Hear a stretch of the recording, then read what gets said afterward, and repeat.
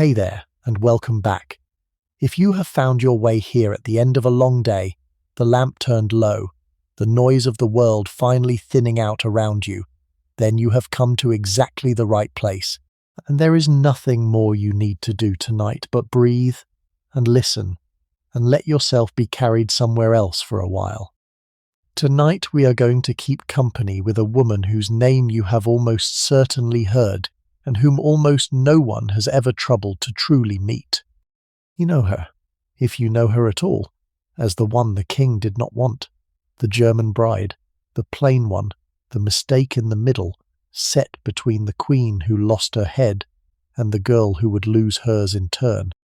History gives her a single bad afternoon and a cruel little nickname, and then it closes the book on her and moves along to the next tragedy. But here is the thing that the cruel little nickname leaves out, the thing I most want you to carry into sleep tonight. Of the 6 women who married Henry VIII, this one, the rejected one, the laughed at one, was the only one who walked away whole. She outlived him. She outlived every other wife. She died old and rich and free, in her own bed, in a country she had come to love, the last of the 6 left standing. The woman everyone pitied turned out to be the woman who won. Now, before we step back across the centuries together, let me say the few small things I always like to say at the start. I would love to know where in the world you are listening from tonight, and what the hour is where you are, whether there is rain on the glass, or snow on the sill, or only the ordinary dark of a late and quiet hour. If you find something restful in these slow walks back into the past, then you are very welcome to subscribe, so that the next of these long evenings finds its way to you when you need it. And you are welcome to leave a note in the comments, because I look through them often, and there is a particular pleasure in seeing how a story 500 years old can gather people from every corner of the earth into the same hushed and shared and sleepy room. That is all. The lamp is low, the door is shut, the night is yours. Let your shoulders drop, and let the present loosen its grip, and come back with me now to a green river country in the heart of old Europe. Picture this, a broad, slow river moving through flat green country under a wide northern sky, the water brown and patient, carrying its barges down toward the sea. This is the lower Rhine, in the years just after 1500, in the duchies of the German lands, and it is a prosperous, orderly, deeply settled place. Along the banks lie walled towns of steep red roofs and crow-stepped gables, their church spires rising over the rooftops, their wharves stacked with barrels and bales, for the river is a road and the road is busy. There are water meadows where cattle graze, and orchards heavy in the autumn, and windmills turning slowly against the cloud, and everywhere the sense of a land that has been farmed and tended and lived in for a very long time. The seat of the dukes of this country is the town of Dusseldorf, and at its heart stands the ducal palace, a sprawling residence of stone and timber, its halls hung with tapestry against the cold, its courtyards loud with the business of a court. It is comfortable here,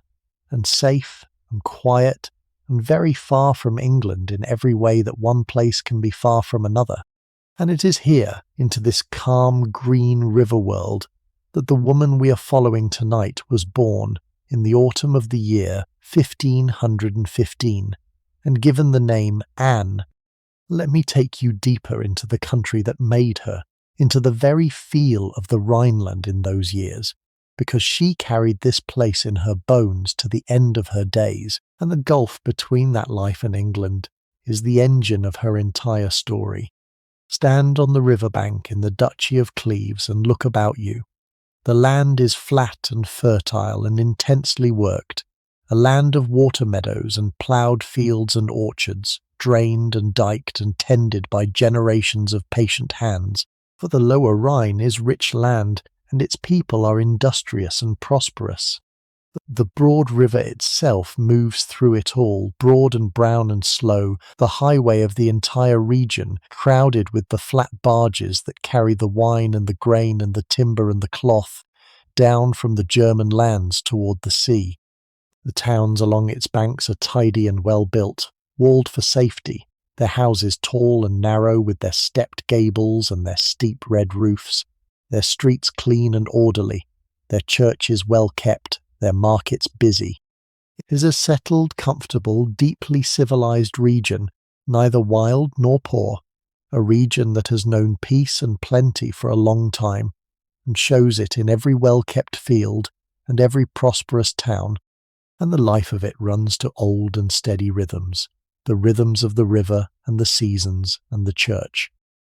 In spring the orchards flower and the fields are sown, and the barges come down swollen with the meltwater.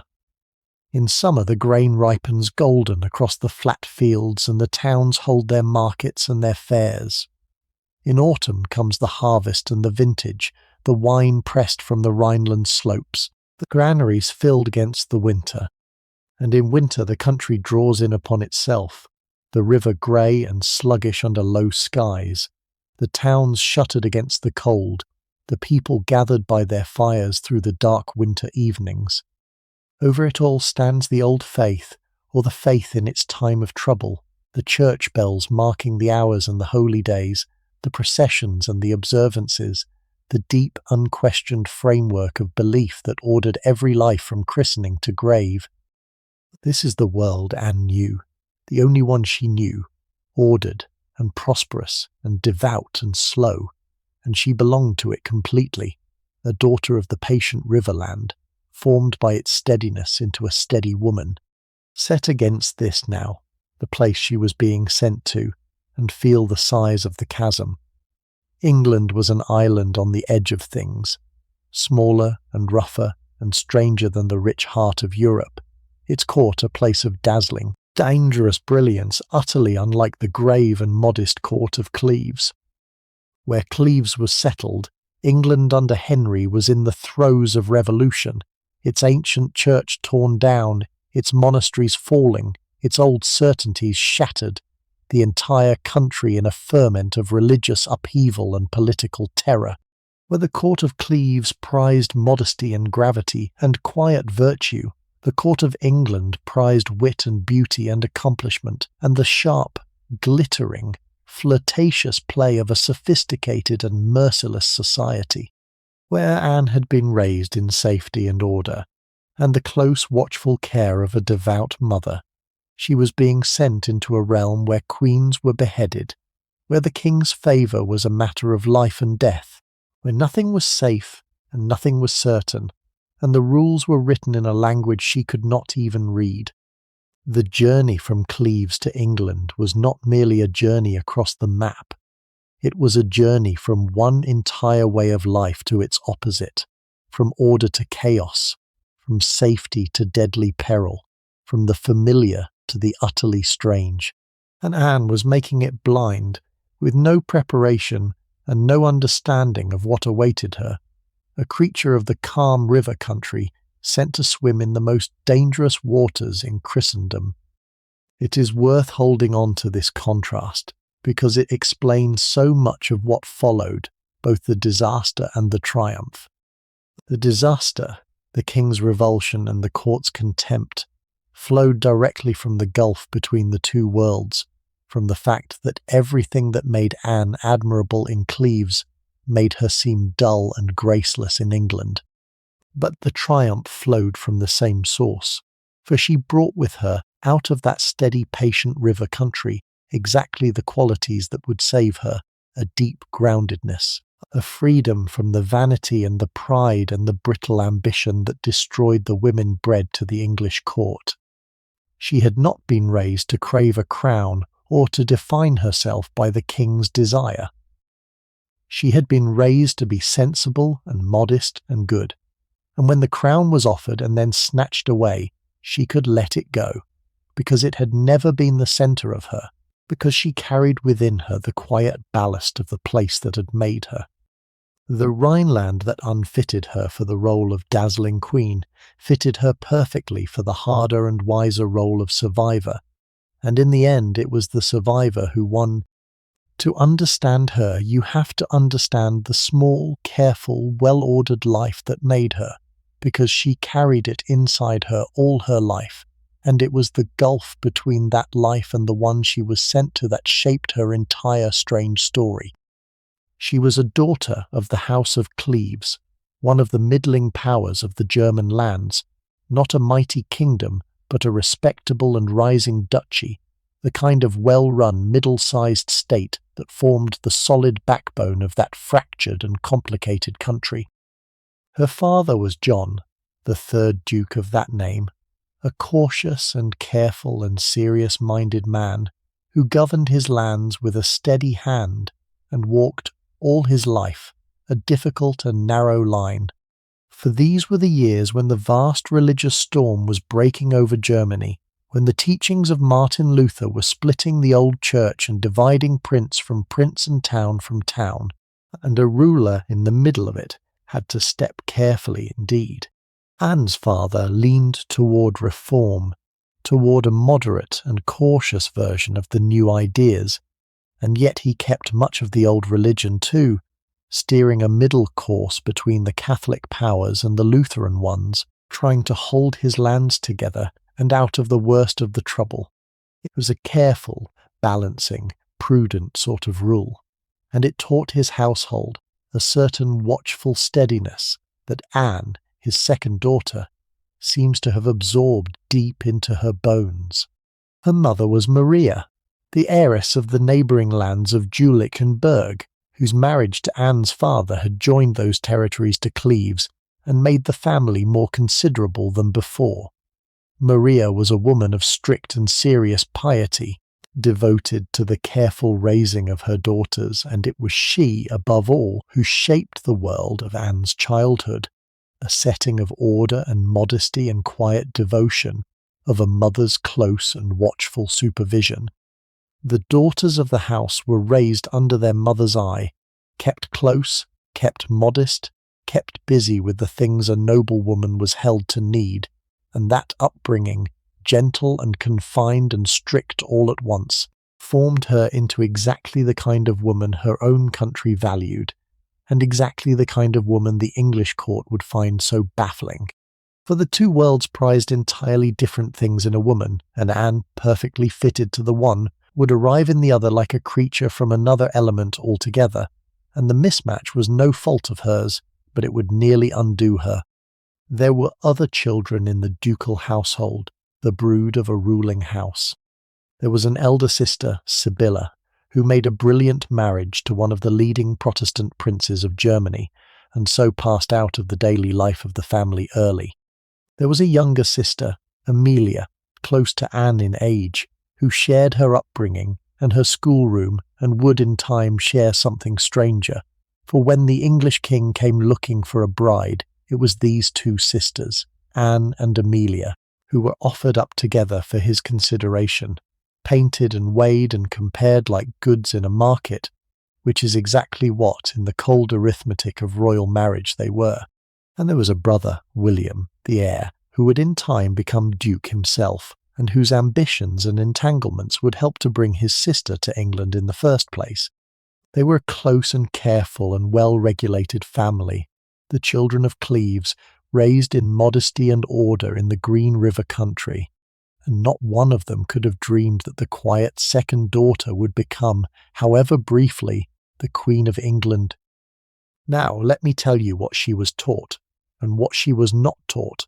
because it matters enormously to everything that came after, and because it is the first real clue to the disaster that awaited her. In the world of Cleves, a young noblewoman was raised for one purpose above all, to be a virtuous wife and a capable mistress of a large household, and her education was bent entirely toward that end. She was taught to sew, and at this she became genuinely skilled, the fine and patient needlework that was held to be the proper accomplishment of a lady. She was taught to manage a household, to run the still room and order the servants and keep the accounts, the practical domestic arts of a noblewoman who would one day govern a large establishment of her own. She was raised in careful piety, devout and observant in the moderate fashion of her father's court, and she was taught above all to be modest, obedient, virtuous, and good, the qualities her own people prized in a woman above any other. But of the accomplishments that the glittering courts of France and England prized, Anne was taught almost nothing, and this was the heart of the coming trouble. She had no music, for in the strict household of Cleves, it was thought that too much music might lead a young woman's mind toward frivolity and worse. She could not dance the elaborate dances of the Western courts. For the same reason, she spoke no French, the universal language of European courtliness, and no Latin, and no English, only her own German. She knew nothing of the witty, flirtatious, artful conversation that was the very currency of court life in England, the realm of courtly love and clever talk and musical evenings in which a queen was expected to shine. By the measure of her own country, she was beautifully brought up, accomplished in everything that mattered, a model of what a duchess's daughter should be. By the measure of the English court, she was an unlettered provincial who could not sing, could not dance, could not flirt, could not converse, and could not even speak the language.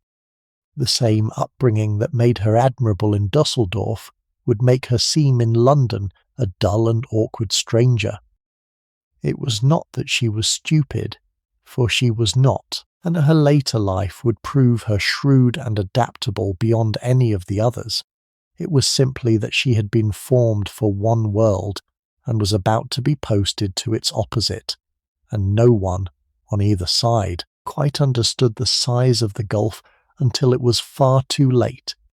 Let me take you inside the daily round of that ducal household, the texture of the life she knew before England, because it was the only life she had ever known, and the calm of it makes the storm that followed all the sharper.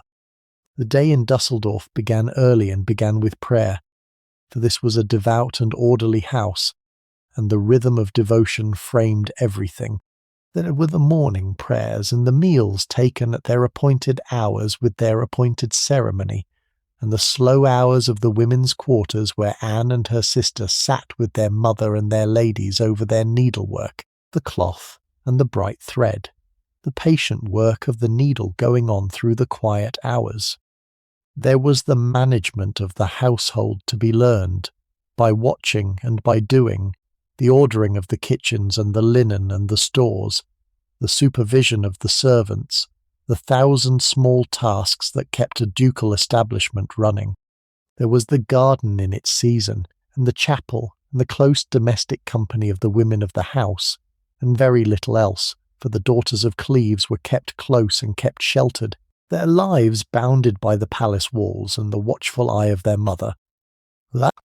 it was by any measure a confined life and a quiet one, and to our eyes perhaps a dull one, but it was also safe and ordered and predictable, and there is a kind of peace in such a life that should not be dismissed. She knew exactly what was expected of her, and exactly what each day would hold. She was surrounded by the familiar, the same faces, the same rooms, the same river beyond the windows, the same devotions marking the same hours. She had never travelled, she had never been to a foreign court, or seen a grand spectacle, or moved among strangers who did not share her language and her ways. Her entire experience of the world was this single green corner of it, this one calm household, and within it she had her place and her people and her certainties. Whatever else can be said of the life she was raised in, it had given her no preparation whatsoever for what was coming, for the enormous, dazzling, dangerous, alien sphere of the English court, where nothing would be familiar and nothing would be safe, and the rules were written in a language, in every sense, that she could not read. There is one episode from these early years that seems small at the time and would later swell to enormous importance, and so we must pause on it, because it would one day help to save Anne's life. When she was a girl, around the age of 11, she had been the subject of a marriage negotiation, as the daughters of ruling houses always were, and a betrothal had been discussed, and partly arranged, between Anne and the young son of the Duke of Lorraine, a neighbouring prince. It was the ordinary business of dynastic matchmaking, two families arranging the future of their children for reasons of land and alliance, and it came, in the end, to nothing. The betrothal was never completed, never made binding, never carried through to marriage, and it was allowed quietly to lapse, as such arrangements often did when the diplomatic winds shifted. At the time it was a minor thing, a marriage that did not happen, of no more consequence than 100 other such arrangements that the courts of Europe were always making and unmaking. But that lapsed and half-forgotten childhood betrothal would, more than a decade later, and in a country she had never heard of as a girl, become a matter of the highest importance, a thread that clever and desperate men would seize upon when they needed, very badly, to unmake another marriage altogether. We will come to that. For now, only mark it, the boy from Lorraine, the betrothal that came to nothing, the small loose thread left hanging in Anne's past. And so the years passed in the Green River country, and she grew from a girl into a young woman, modest and accomplished in the ways of her own people, skilled with her needle, devout, obedient, gentle, entirely unremarkable, and entirely unprepared, waiting, as the daughters of such houses waited, for the marriage that would decide her fate. She was in her early 20s now, which was beginning to be old for an unmarried noblewoman, and no match had been made for her, and perhaps she had begun to wonder whether one ever would be, whether she might simply remain in her father's house, the spinster daughter, growing quietly older among the familiar rooms. She could not have imagined where the next turn of the wheel would carry her. She could not have imagined that, far away across the sea, in a kingdom she had never seen, a king had buried a wife and was looking for another, and that a clever minister, casting about the courts of Europe for a bride who would serve his grand design, would let his eye fall upon the duchy of Cleves and upon the quiet, sheltered, unsuspecting daughter of its duke. The storm that would seize Anne's life and turn it upside down was already gathering, far over the horizon, in a country she did not know, around a man she had never met. And it began, as so much of her story would, with a death. The death was that of a queen, and the queen was Jane Seymour, the third of Henry VIII's wives, who had died in the autumn of 1537, only days after giving Henry the son he had torn his kingdom apart to obtain.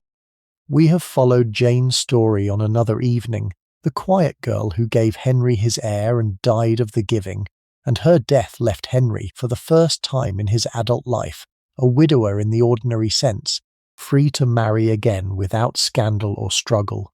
mourning, by every account, with genuine grief. For a while he did not stir himself to look for another wife. He had his prince at last, the longed-for male heir, little Edward in his cradle, and the dynasty seemed secure,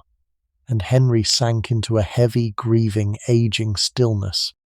But King could not remain unmarried for long, not while he had only one small and fragile son standing between his dynasty and the chaos of a disputed succession. One boy was not enough. A second son, a spare, was wanted, an insurance against the terrible fragility of a single royal child in an age when children died so easily. And so, after the months of mourning, the pressure began to build, from the council and from the logic of the situation itself, for Henry to take a fourth wife. The question was, who? Before we let Anne go down into the quiet of her long survival, it is worth standing back for a moment to understand why any of this happened at all. Why a king would marry and discard wives with such reckless cruelty. Why the getting and keeping of a queen was a matter of such deadly seriousness. Because the machinery that caught her up and so nearly destroyed her was driven by a single overwhelming anxiety. The anxiety was the succession, the desperate need to secure the throne with healthy male heirs, and it ran through the length of Henry's reign like a fault line, and it explains, if it does not excuse, the terrible things he did to the women he married. England, within living memory, had been torn apart by the savage civil wars that we call the Wars of the Roses, decades of slaughter in which rival branches of the royal family had fought for the crown, in which rulers had been made and unmade and murdered, in which the noble families had destroyed one another and the country had bled. The Tudor dynasty had been born out of that chaos, and its entire reason for being was to prevent its return. And the key to that, everyone believed, was a clear and undisputed succession, a strong line of male heirs to hold the throne against all challenge. This was the engine that drove the tragedy of Henry's marriages, the relentless, anxious, increasingly desperate quest for sons. Catherine of Aragon had given him only a daughter and a string of dead infants, and so she had to go. Anne Boleyn had given him another daughter, and then failed again, and so she had to die. Jane Seymour had given him his precious son and died in the giving, and the son was a single fragile life, and a single life was not enough, for children died so easily in that age, and a dynasty that hung on one small boy hung by a thread. That was why the king needed to marry again after Jane, why the pressure built for a fourth wife, why Anne was summoned across the sea in the first place to provide a second son, a spare, an insurance against the terrible fragility of a single heir. The real reason for Anne's marriage beneath the diplomacy and the alliance was the dynastic need for more sons, and when the marriage failed to even begin, when the king could not bring himself to make it a true marriage at all, that need went unmet, and the king's frustration and the failure of the match fed each other into the disaster that followed. Not. And there is, as there so often is in this story, a deep irony folded into the desperate quest, for all the anxiety and all the cruelty and all the broken and discarded wives produced, in the end, remarkably little. Henry had moved heaven and earth, had broken with Rome, had executed wives and ministers and saints, all in the desperate pursuit of a secure male succession, and we may ask what it came to. His one legitimate son, Jane's boy Edward, the prince whose birth had cost his mother her life and seemed to justify everything, lived only to the age of 15 and died without an heir of his own. The desperate quest for sons produced a single frail boy who reigned briefly and died young, and the throne passed in the end to the very daughters whom Henry had bastardized and dismissed as inadequate, to Mary and then to Elizabeth, who would prove, between them, more than capable of holding the throne that their father had thought no woman could keep. The entire bloody obsession with male heirs, which had driven the tragedy of the 6 wives, and so nearly destroyed Anne among them, was revealed in the end to have been built on a false premise, for it was the daughters who endured, and the longed-for son who failed. Anne survived to see the beginning of this vindication of the daughters, surviving into the reign of Mary, the first woman to rule England in her own right. The daughter Catherine of Aragon had been cast aside for failing to outweigh, and Anne, who had been caught up in the vast machine of the succession and so nearly crushed by it, who had been summoned to bear sons and rejected when she could not even begin, lived on past the desperate drama into the age of the queens, a quiet survivor watching the obsession that had nearly killed her prove in the end so tragically and ironically mistaken. She had been a small piece in a vast and cruel game, moved and discarded for reasons of state and dynasty that had nothing to do with her as a person, and she had survived the game by understanding it better than the players, by seeing that the prize they all fought for was a deadly thing, and the safety they all scorned was the only victory worth having. The succession anxiety that drove the age destroyed the brilliant and the bold and spared the wise, and Anne, wisest of them all, walked through the bloody business and came out the other side alive, free and content, the small discarded piece who outlasted the entire deadly game. To understand why the royal eye, guided by his minister, came to rest on a duchy most Englishmen had never heard of, you have to understand the dangerous shape of European politics in those years, the larger game of power into which Anne was about to be thrown as a single small piece. Henry's England was an isolated and vulnerable place in the late 1530s, and the cause of its isolation was the king's own bitter quarrel with the Church of Rome. By breaking with the Pope, by casting off Catherine of Aragon and seizing the headship of the English Church, Henry had made himself a heretic and an outlaw in the eyes of Catholic Europe. And Catholic Europe was vast and powerful, and for the moment, frighteningly united against him. The two great Catholic powers of the continent were France, under its King Francis, and the Holy Roman Empire, the sprawling Habsburg dominion under the Emperor Charles. And these two had spent decades at each other's throats, their rivalry the central fact of European politics, which had given England room to manoeuvre between them. But now, alarmingly, France and the Empire had drawn together, had made their peace, and the Pope was urging the two Catholic giants to turn their united strength against the schismatic King of England, to invade his realm and pull him down, and restore England to the old faith by force. Henry suddenly faced the real prospect of a Catholic crusade against him, the two greatest powers in Christendom allied and aimed at his throat.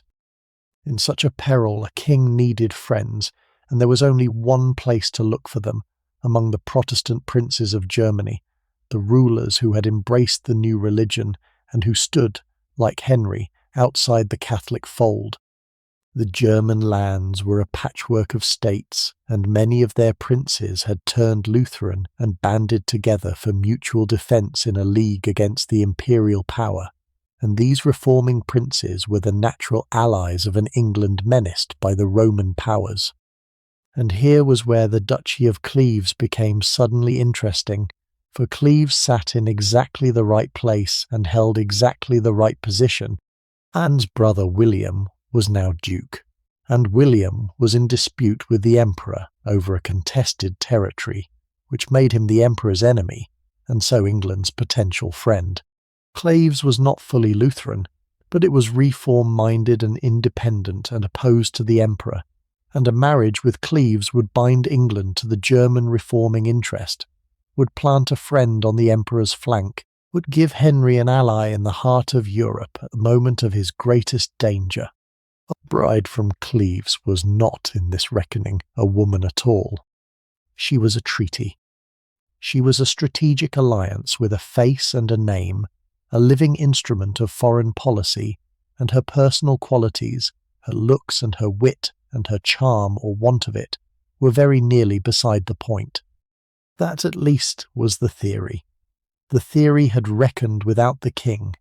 To understand the marriage that brought Anne to England, you have to understand the vast religious earthquake that was shaking Germany in those years, for it was that earthquake, more than anything, that made a daughter of Cleves suddenly valuable to a king in England, and Anne's family stood in a careful and difficult place at the heart of it.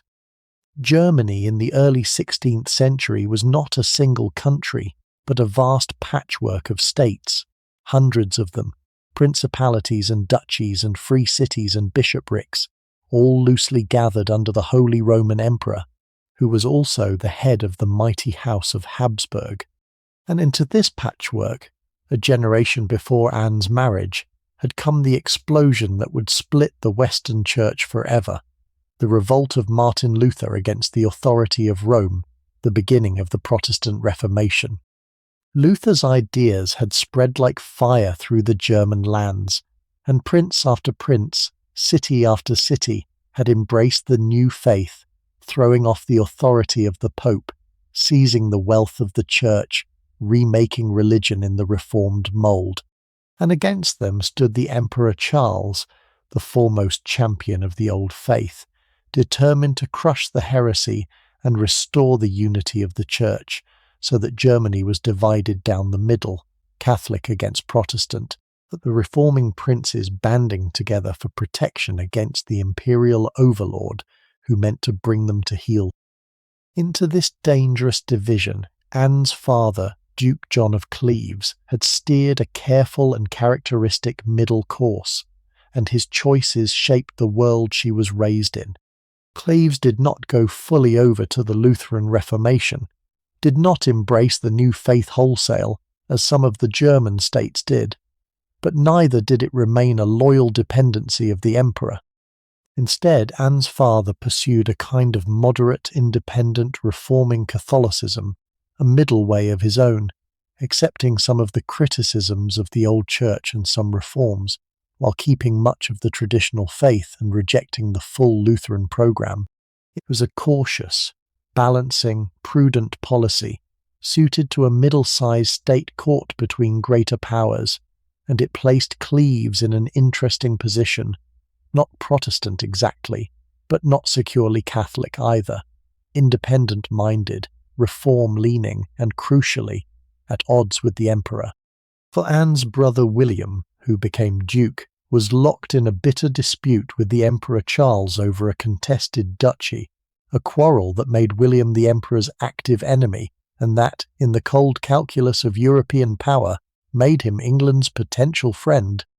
This is what made Anne valuable, this religious and political geography, and it had nothing whatever to do with Anne herself. England under Henry having broken with Rome was a kind of accidental fellow traveller of the German reformers outside the Catholic fold, menaced by the same imperial power, in need of allies among the enemies of Rome. The reforming princes of Germany were the natural friends of an isolated Protestant-leaning England, and a marriage tie with one of them would bind England to that reforming interest and plant a friend on the emperor's flank.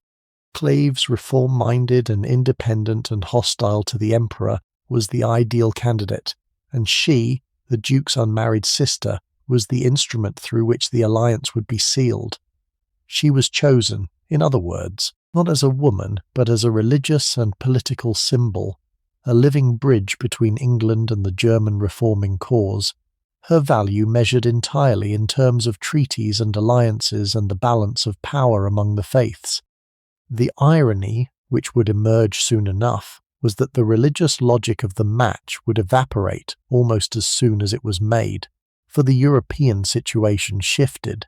The threatened Catholic League against England fell apart, and the German marriage that had seemed so necessary became suddenly pointless, a tie England no longer needed,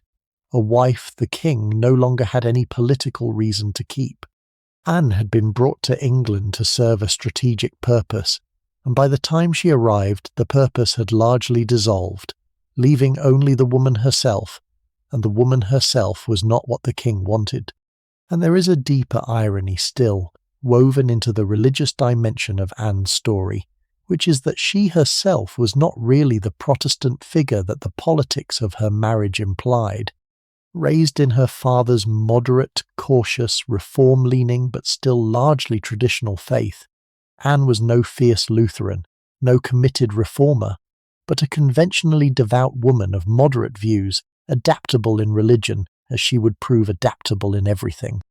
This adaptability would serve her well in the years to come when the religious weather of England shifted violently back and forth, from Henry's idiosyncratic settlement to Edward's hard Protestantism to Mary's revived Catholicism.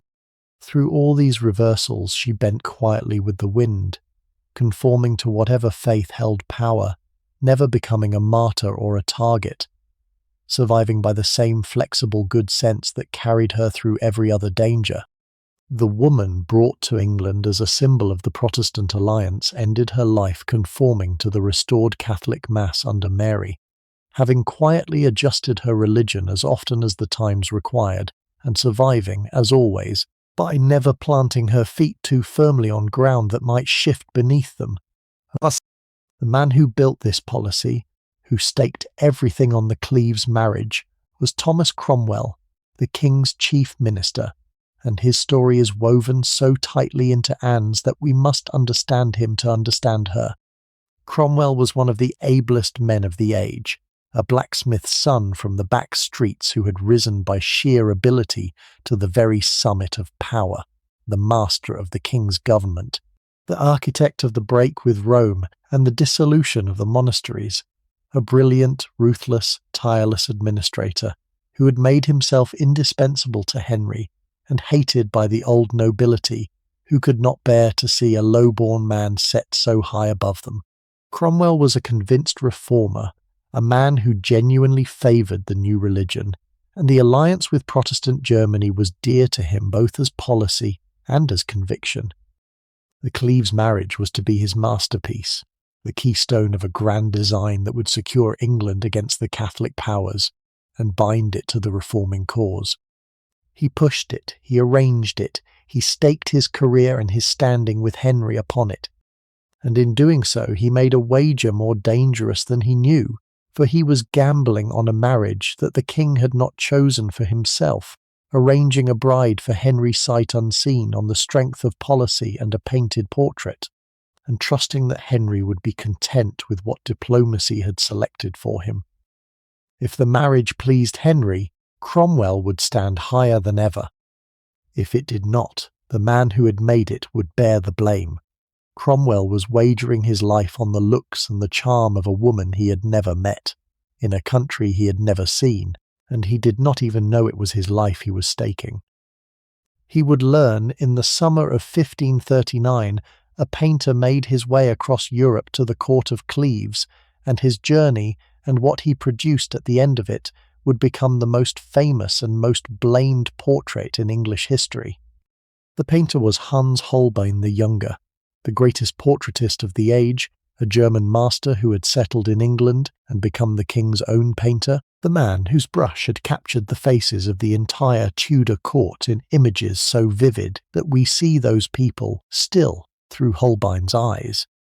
He was sent to Cleves to do a simple and consequential thing, to paint the two unmarried sisters of the Duke, Anne and Amelia,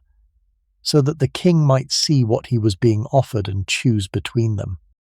For this was how royal marriages were arranged across distances, by portrait, the prospective bride painted, and the painting sent to the prospective groom, a face carried across the miles in oil and panel, because the people themselves could not be.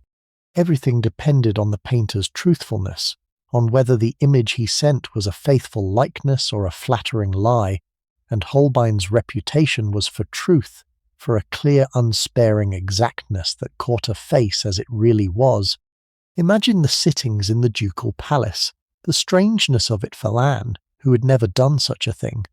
She would have been dressed in her finest, the heavy, elaborate, richly worked clothing of a German noblewoman, the tall headdress that covered the hair, the stiff and ornate gown,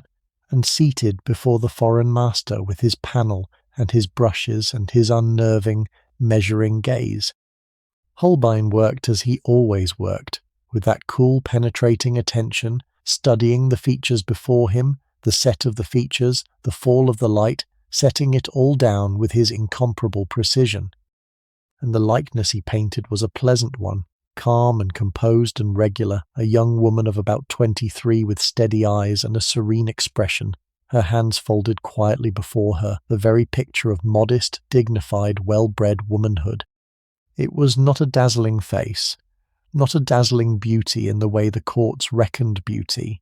but it was a perfectly agreeable and attractive one, the honest likeness of a pleasant-looking young woman, and there was nothing in it to alarm a prospective husband. Nothing false and nothing displeasing. And yet a portrait, however truthful, can only ever capture so much, and herein lay the trap that no one saw, the gap between what a painting could show and what it could not. Holbein could paint the face, the features, the colouring, the calm expression. He could not paint the voice that spoke only German,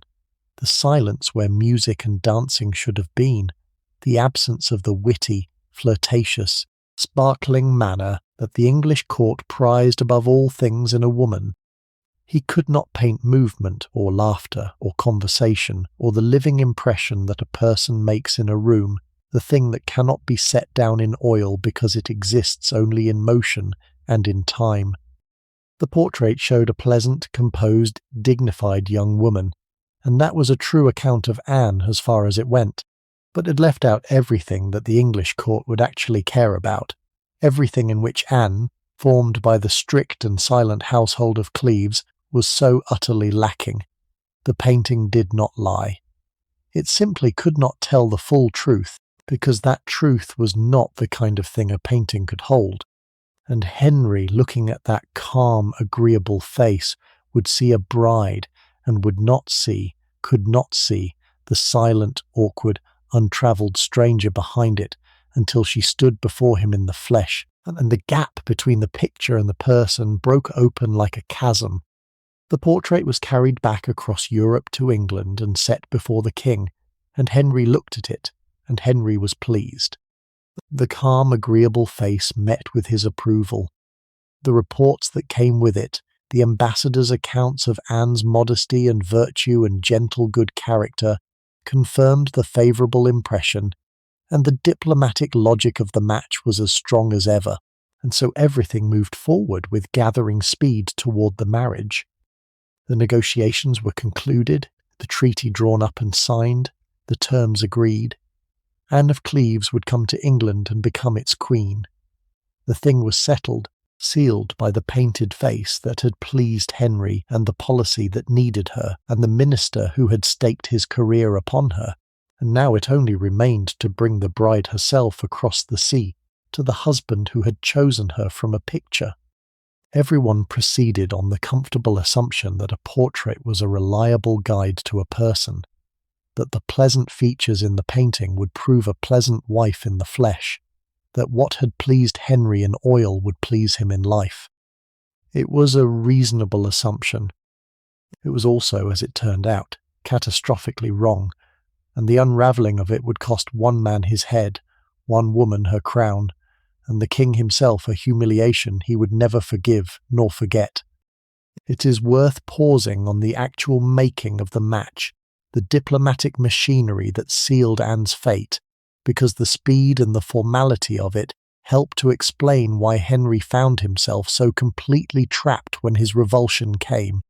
Once Henry had seen and approved the portrait, and once the reports of Anne's character had satisfied him, the negotiations moved forward with the full weight of 2 states behind them, and they moved fast. Envoys went back and forth between England and Cleves. The terms were hammered out. The treaty of marriage was drawn up with all the elaborate care that such a document required. The dowry settled, the arrangements for Anne's journey and her household, and her reception, all agreed and set down. This was not a private courtship that could be quietly abandoned if one party changed his mind. It was a formal treaty between sovereign powers, a binding international agreement, signed and sealed and witnessed, carrying the honour of 2 states and the edifice of a diplomatic alliance upon it. To break it would be to break faith with Cleves, to insult a foreign prince, to shatter the alliance the marriage was meant to seal, and act with consequences reaching far beyond the personal feelings of the king. And this is precisely why Henry was so utterly trapped at Rochester, why his frantic search for an escape came to nothing. By the time he met Anne and recoiled from her, the treaty was long since signed, the alliance settled, the bride landed on English soil, received and welcomed before the assembled court and the ambassadors of half of Europe. To reject her now would not be the simple matter of a suitor changing his mind. It would be a diplomatic catastrophe of the first order, a public humiliation of Anne's powerful brother, a repudiation of a solemn treaty, the wreck of the German alliance at the very moment England seemed to need it, an insult that might drive Cleves into the arms of the Emperor and leave England more isolated than before. The king who had torn a kingdom from the Church of Rome to free himself from one unwanted wife, found himself, in the matter of Anne, bound hand and foot by the very machinery of diplomacy that had brought her to him, unable to escape without consequences he dared not face. The formality that had made the match so respectable made it now so terribly hard to break. There is a deep irony here, and it is worth marking, for it shows how the very thing that was supposed to make the Cleves marriage safe and sound was the thing that made it such a trap. A marriage of state, sealed by treaty between sovereign powers, was meant to be more solid and more reliable than a mere love match, founded on the firm ground of policy and alliance rather than the shifting sands of personal desire. And so it was, in a sense. The marriage was solid. It could not easily be broken. But that very solidity became a prison when the king's desire failed, binding him to a woman he loathed by chains of treaty and diplomacy that he could not simply shrug off. The marriage by treaty had been designed to serve the king's interests of state, and it did, but it served them at the cost of his personal misery, locking him into a union that policy demanded and his every instinct rejected. Henry had wanted a wife who would serve his diplomacy and please his eye both, and the machinery had delivered the first and failed utterly at the second, and left him trapped in the gap between them. And the final irony, the one that doomed Cromwell and freed Anne both, is that the whole diplomatic rationale for the marriage evaporated almost as soon as it was made. The European situation, which had seemed so threatening when the match was conceived, shifted again with its usual treacherous speed. The feared alliance between France and the Emperor, the great Catholic threat that had made the German alliance seem so necessary, began to crumble almost as soon as she arrived, the two Catholic powers falling back into their old rivalry, the danger to England receding. And so the marriage that had been contracted to meet a desperate need was suddenly revealed to be a marriage England no longer needed at all, an alliance with Cleves that served no purpose, now that the threat it was meant to counter had faded. The king was left married to a woman he could not bear for the sake of a treaty he no longer required, trapped by a treaty that had lost its reason for being. It was the worst of all possible outcomes, and someone would have to pay for it, and that someone, as we have seen, was the minister who had made the match, while the woman at the centre of it, by her own great wisdom, turned the whole diplomatic disaster into the foundation of her freedom. And there is something worth pausing on in the whole strange business of the marriage by portrait, the practice that brought Anne to England and then helped to destroy her, because it tells us much about the system she was caught in and the peculiar cruelty of her situation. In the age of Anne of Cleves, the highest ones of the earth did not, as a rule, marry for love or even acquaintance. Royal and noble marriages were affairs of state, arranged for reasons of land and alliance and dynasty, negotiated between families and councils, the bride and groom often meeting for the first time only when the match was already settled or even already made. And when the prospective partners lived in distant countries, as they so often did, the problem arose of how the one was to know anything at all of the other, separated by hundreds of miles of difficult travel, unable simply to meet and take each other's measure. The solution that the age devised was the marriage portrait, the painted likeness carried across the miles, so that a king in England might gaze upon the face of a princess in Germany and form some judgment of the bride being offered to him. It was a reasonable solution, the best the age could manage, but it carried within it a deep and obvious flaw, which Anne's case exposed with brutal clarity. A portrait could show a face, but it could not show a person. It could capture the features, the colouring, the expression of a single frozen moment, but it could not convey the voice, the manner, the movement, the whole living impression that one human being makes upon another. It could not show whether the woman was witty or dull, graceful or awkward, charming or cold, whether she could dance or sing or converse, whether she had presence or had none. It reduced a living person to a still image, and then asked a man to decide whether he could spend his life with her on the strength of that image alone.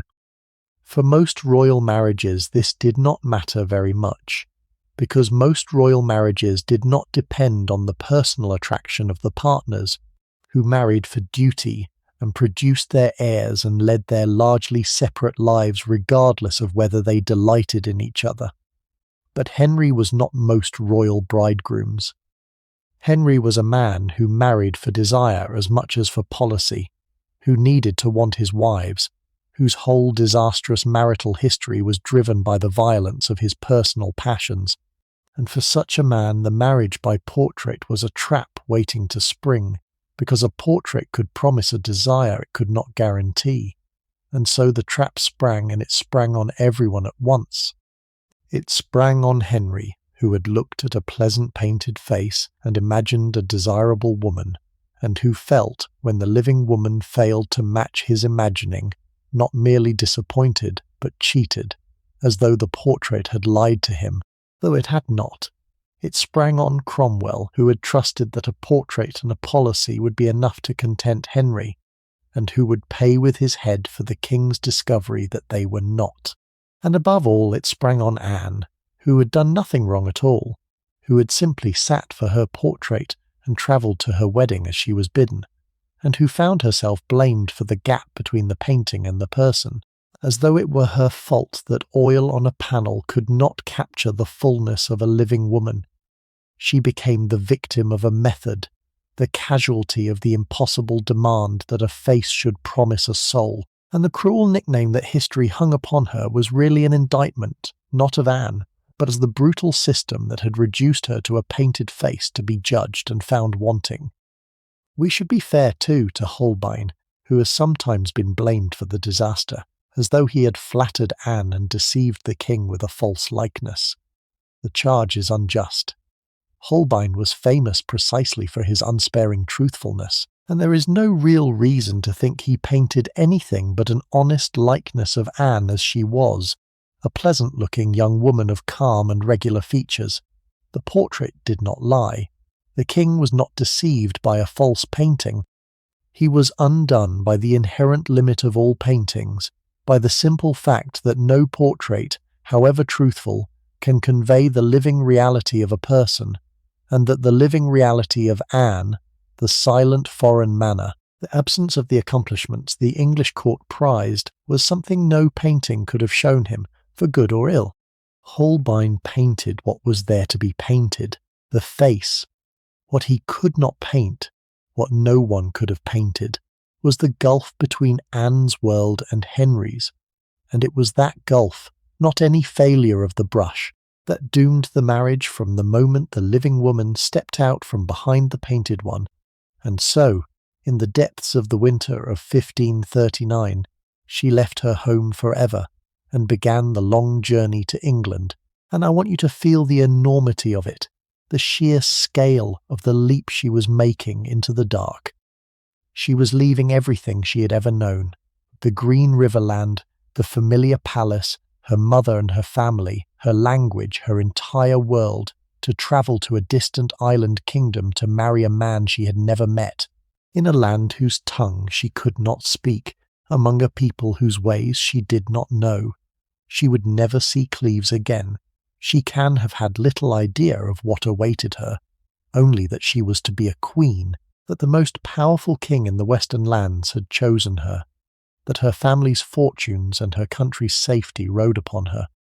She set out in a vast procession, 100 strong, her German ladies and gentlemen, her household, the train of carriages and baggage that the dignity of a future queen required, moving slowly westward through the winter,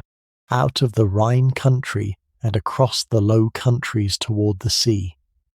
It was a hard, cold journey, made in the worst season of the year, for the diplomatic timetable would not wait for spring. The roads of late autumn and early winter were deep in mud and mire, the days short and grey, the cold settling into the bones of the travellers as they wound their way across Flanders, through the flat, wet country of the Low Countries, from town to town, with formal receptions at each major city along the route, the slow ceremonial progress of a royal bride. Imagine the weariness of it, week after week on the foul winter roads. the short days and the cold nights in unfamiliar lodgings, the strangeness growing with every mile that carried her further from home and closer to the unknown. And ahead of her lay the sea, the grey and dangerous winter channel which had to be crossed, and which could not be crossed in just any weather, so that when she reached Calais, the English-held town on the French coast, she was forced to wait, held up for days by the storms that lashed the narrow sea, while the wind howled and the grey water heaved, and the crossing remained impossible. She waited at Calais through the foul weather, this stranger, far from home, on the very edge of the country that was to be hers, unable to go forward and unable to go back, until at last the wind dropped enough to risk the passage. Let me walk you through that long winter journey more slowly, mile by mile, because it was the great passage of Anne's life, the crossing from one world into another, and the hardship and strangeness of it deserve to be felt rather than passed over. She set out from Dusseldorf in the late autumn of 1539, and the leaving itself must have been a wrench beyond our easy imagining, the farewell to her mother and her family and her home, the knowledge that she would in all likelihood never see any of them again, that she was passing out of the world that had held her all her life into a future she could not picture. She travelled in the slow, stately style that the dignity of a future queen demanded, a vast procession of many hundreds, her German household and attendants, the lords and ladies, the train of wagons bearing the baggage and the gifts and the furnishings, winding its ponderous way westward at the pace of the slowest cart, perhaps 10 or 15 miles in a day, no more. It was the depth of the year, the worst possible season for travel, but the diplomatic schedule could not wait for better weather, and so the long cavalcade crawled out of the Rhine country and into the Low Countries through the mud and cold of late November and December. Picture the daily reality of it, for it was no royal idyll but an ordeal of discomfort. The roads of that age were poor at the best of times, and in winter they became quagmires, deep in mud, pitted and treacherous, so that the wagons bogged down and the going was slow and miserable. The days were short, the light failing by the middle of the afternoon, the cold settling deeper as the journey wore on into December. Each night meant new lodgings, often unfamiliar and uncomfortable, the entire household to be fed and housed in town after town along the route. And at the major cities there were the formal receptions to be endured, the ceremonial welcomes, the speeches she could not understand, the formal observances of a royal progress, gracious and exhausting in equal measure. Through Antwerp and the rich towns of Flanders the procession wound its slow way, Anne at its centre, the foreign bride on display, dignified and patient, and no doubt increasingly weary, carried steadily westward toward the sea and the kingdom that awaited her, every mile taking her further from the familiar and deeper into the strange, and then at last the procession reached Calais, the English-held town on the French coast, the last stop before the sea, and there the journey halted, held up by the one obstacle that no royal dignity could overcome, the winter weather in the narrow sea. The channel in December is a grey and dangerous water, swept by storms, and the crossing could not be attempted in foul weather, and so Anne was forced to wait at Calais, day after day, while the wind howled and the sea heaved, and the captains shook their heads and said it could not be risked. She waited there for the better part of 2 weeks, lodged in the town, received with all honour by the English officials who had come to meet her, entertained as well as the circumstances allowed, but held fast, unable to go forward across the impossible sea, and unable to go back, suspended on the very edge of England, so near to her destination, and yet unable to reach it. It must have been a strange and trying interval, the weary delay at Calais, the foreign bride marooned on the threshold of her new country, waiting on the wind, her long journey stalled within sight of its end. When at last the weather broke, and the crossing could be risked, the voyage was rough and wretched, the ships pitching across the heaving grey channel in the cold of late December, and she, who had likely never been to sea before in her life, endured it as best she could.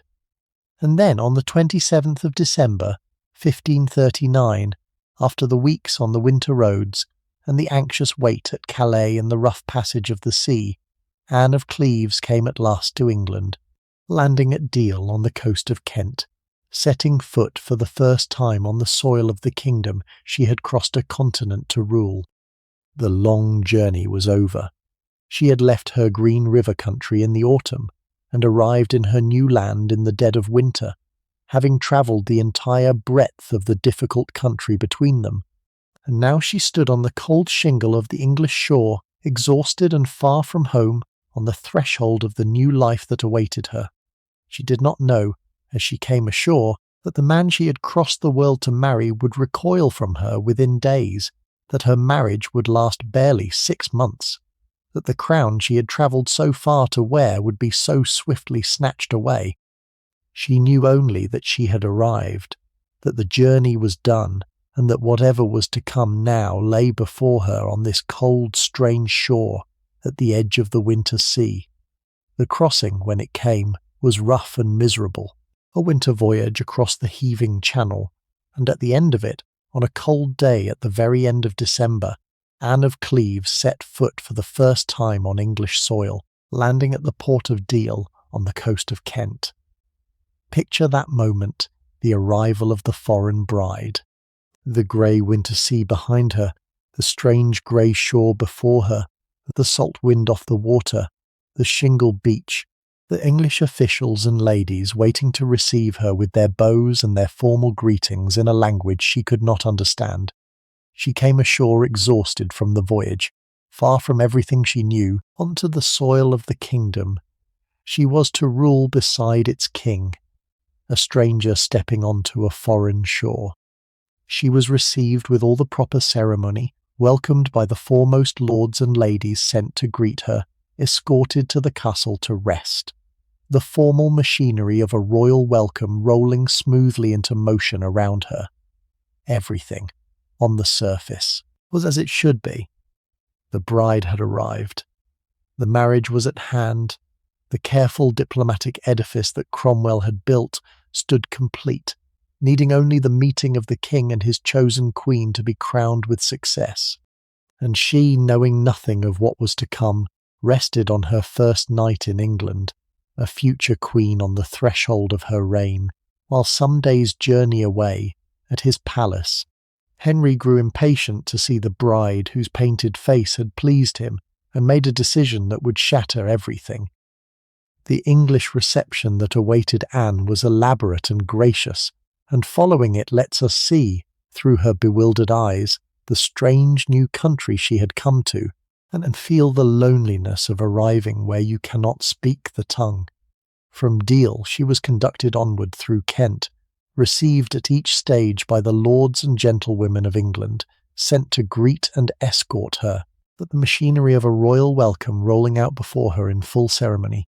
She was met by nobles and bishops and officers of the household, by attendants appointed to wait on her, by all the formal honour due to a future queen, and conducted in slow state toward London and the king. It was a kind welcome, and a magnificent one, but imagine how it must have felt from the inside, for Anne understood almost none of it. The speeches of welcome were in English or in Latin, languages she did not know. The ladies sent to attend her chattered in a tongue she could not follow. The customs were unfamiliar, the faces were strange, the vast apparatus of the English court closed around her like a foreign sea, and she could do nothing but smile and incline her head, and endure it with what grace she could muster. A stranger among strangers, isolated in the very midst of all that ceremony by the simple barrier of language. She paused at Canterbury, and at Rochester, and at other stages along the road, received everywhere with formal magnificence, the bells ringing, the dignitaries bowing, the careful pageantry of a kingdom welcoming its new queen. And we should picture the English looking at her too, taking the measure of this foreign princess, for the watching went both ways. Consider what they saw, the English lords and ladies. When they looked at Anne of Cleves in those first days, they saw a tall, dignified young woman, pleasant-faced and grave, dressed in the heavy, elaborate fashion of her own country. The stiff, ornate gowns and the concealing headdresses that looked so strange and graceless to eyes accustomed to the lighter, more flattering styles of the French-influenced English court. They saw a woman who moved with a certain ponderous dignity rather than the quick, light grace they prized, who could not join their conversation, who sat grave and silent and uncomprehending through their entertainments.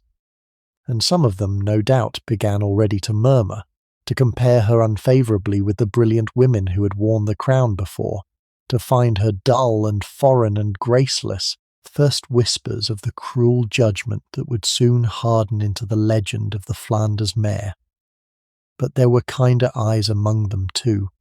and it is worth remembering that not everyone found her wanting. Some who met her in those early days spoke well of her, praised her dignity, her gentle manner, her evident good nature, found her, if not a dazzling beauty, then a pleasant and agreeable and well-conducted young woman, who carried herself like the princess she was. The verdict on her was never as universally cruel as the later legend suggests, for the legend was really the verdict of the king himself, his revulsion magnified and echoed by a court that took its opinions from his moods. Left to themselves, many of the English found her perfectly acceptable, even likeable, and the warmth she would later inspire, the genuine affection she came to enjoy in her years as the king's sister, suggests that there was always more to admire in her than the cruel caricature allowed. The tragedy was that the one verdict that mattered, the king's own, was fixed against her from the moment of that disastrous first meeting, and once Henry had recoiled, the court followed, and the kinder judgments were drowned in the chorus of royal contempts. Onward she was conducted, stage by stage, toward the formal meeting with the king and the wedding that was to follow, the machinery of the marriage grinding forward toward its appointed end, Anne at its centre, gracious and bewildered, and entirely unaware of the catastrophe that had already occurred in the mind of the king at Rochester. For by the time she made her formal ceremonial entry to meet Henry in state, the disaster had already happened,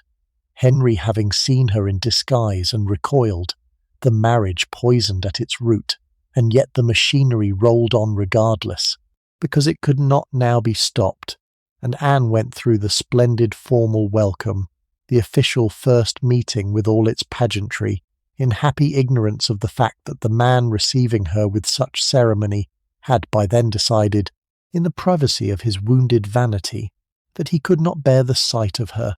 There is something painful in the picture, the elaborate official welcome played out over the secret wreckage of the marriage, the foreign bride received in state by a court that knew, as she did not, that the king liked her not. For Henry, in his eagerness and his romantic vanity, decided that he would not wait for the formal first meeting, the stately ceremonial encounter that protocol prescribed. Instead, he would do something he thought charming, something out of the old tales of chivalry that he loved, the kind of gesture that had delighted him in his golden youth. He would ride out in disguise, with a few companions, and surprise his bride before the formal introduction, present himself to her unannounced, so that true love might recognize true love across the disguise, as it always did in the romances. It was the act of a man who still, in his own mind, imagined himself the dashing young prince of 30 years before, the handsome athletic hero whom every woman adored on sight. He was nothing of the kind any longer, but he did not know it, or would not know it. And so he set out, this aging, heavy, ailing man, to play the romantic young lover, to surprise the German princess, and be recognized by the force of his own magnificence. He rode to where she was lodged at Rochester, on the first day of the new year, 1540, his heart full of romantic expectation, carrying gifts, certain of the charming scene about to unfold. And what happened in that room at Rochester was one of the most catastrophic misjudgments in the entire history of the English crown. We must look closely at the man she was being sent to marry, the king as he truly was in the year 1539, because the gap between the Henry of legend and the Henry of reality is at the very heart of her story, and because the portrait that pleased Henry was answered by a man who was himself no longer anything like the portraits of his youth. Cast your mind back to what Henry VIII had once been in the golden morning of his reign 30 years before. He had been one of the wonders of Europe, a prince of dazzling promise, tall and powerfully built and athletic, red gold and handsome, a champion jouster and tireless hunter, a gifted musician and scholar and linguist, charming and magnificent and adored, the very image of what a Renaissance king should be. That was the Henry of legend, the golden young king, and it was that Henry, somewhere in the recesses of his vanity, who rode to Rochester expecting to be recognized and adored by his German bride. But that Henry was long gone, 3 decades gone, and the man who actually existed in 1539 was a very different and far less appealing creature. The King Anne was sent to marry was approaching 50, and the years and his appetites had wrecked him. He had grown enormously fat, his once athletic frame swollen to a vast and unhealthy bulk, his waist measuring more than 50 inches, his body straining the reinforced chairs and beds made specially to bear his weight. He suffered from a chronic and terrible ulcer on his leg, a suppurating wound that would not heal, that caused him constant pain, that sometimes closed and brought on raging fevers, that stank, by some accounts, so badly that it could be smelled across a room. The pain and the illness had soured his temper from the easy charm of his youth into something suspicious, volatile, self-pitying, and cruel. He had grown dangerous and unpredictable, a man who had already cast off 2 wives and executed one of them, who had broken his greatest ministers and sent his oldest friends to the block, whose favour was a thing of terror because it could turn, without warning, into deadly wrath. This was the reality behind the crown, an aging, ailing, gross and frightening man, vain beyond reason, certain still of his own magnificence. He ruled by fear over a court that watched his every mood with dread. And yet, and this is the cruel comedy at the heart of the Rochester disaster, this wrecked and aging man still saw himself, in his own mind, as the golden prince of 30 years before. The vanity had not aged with the body.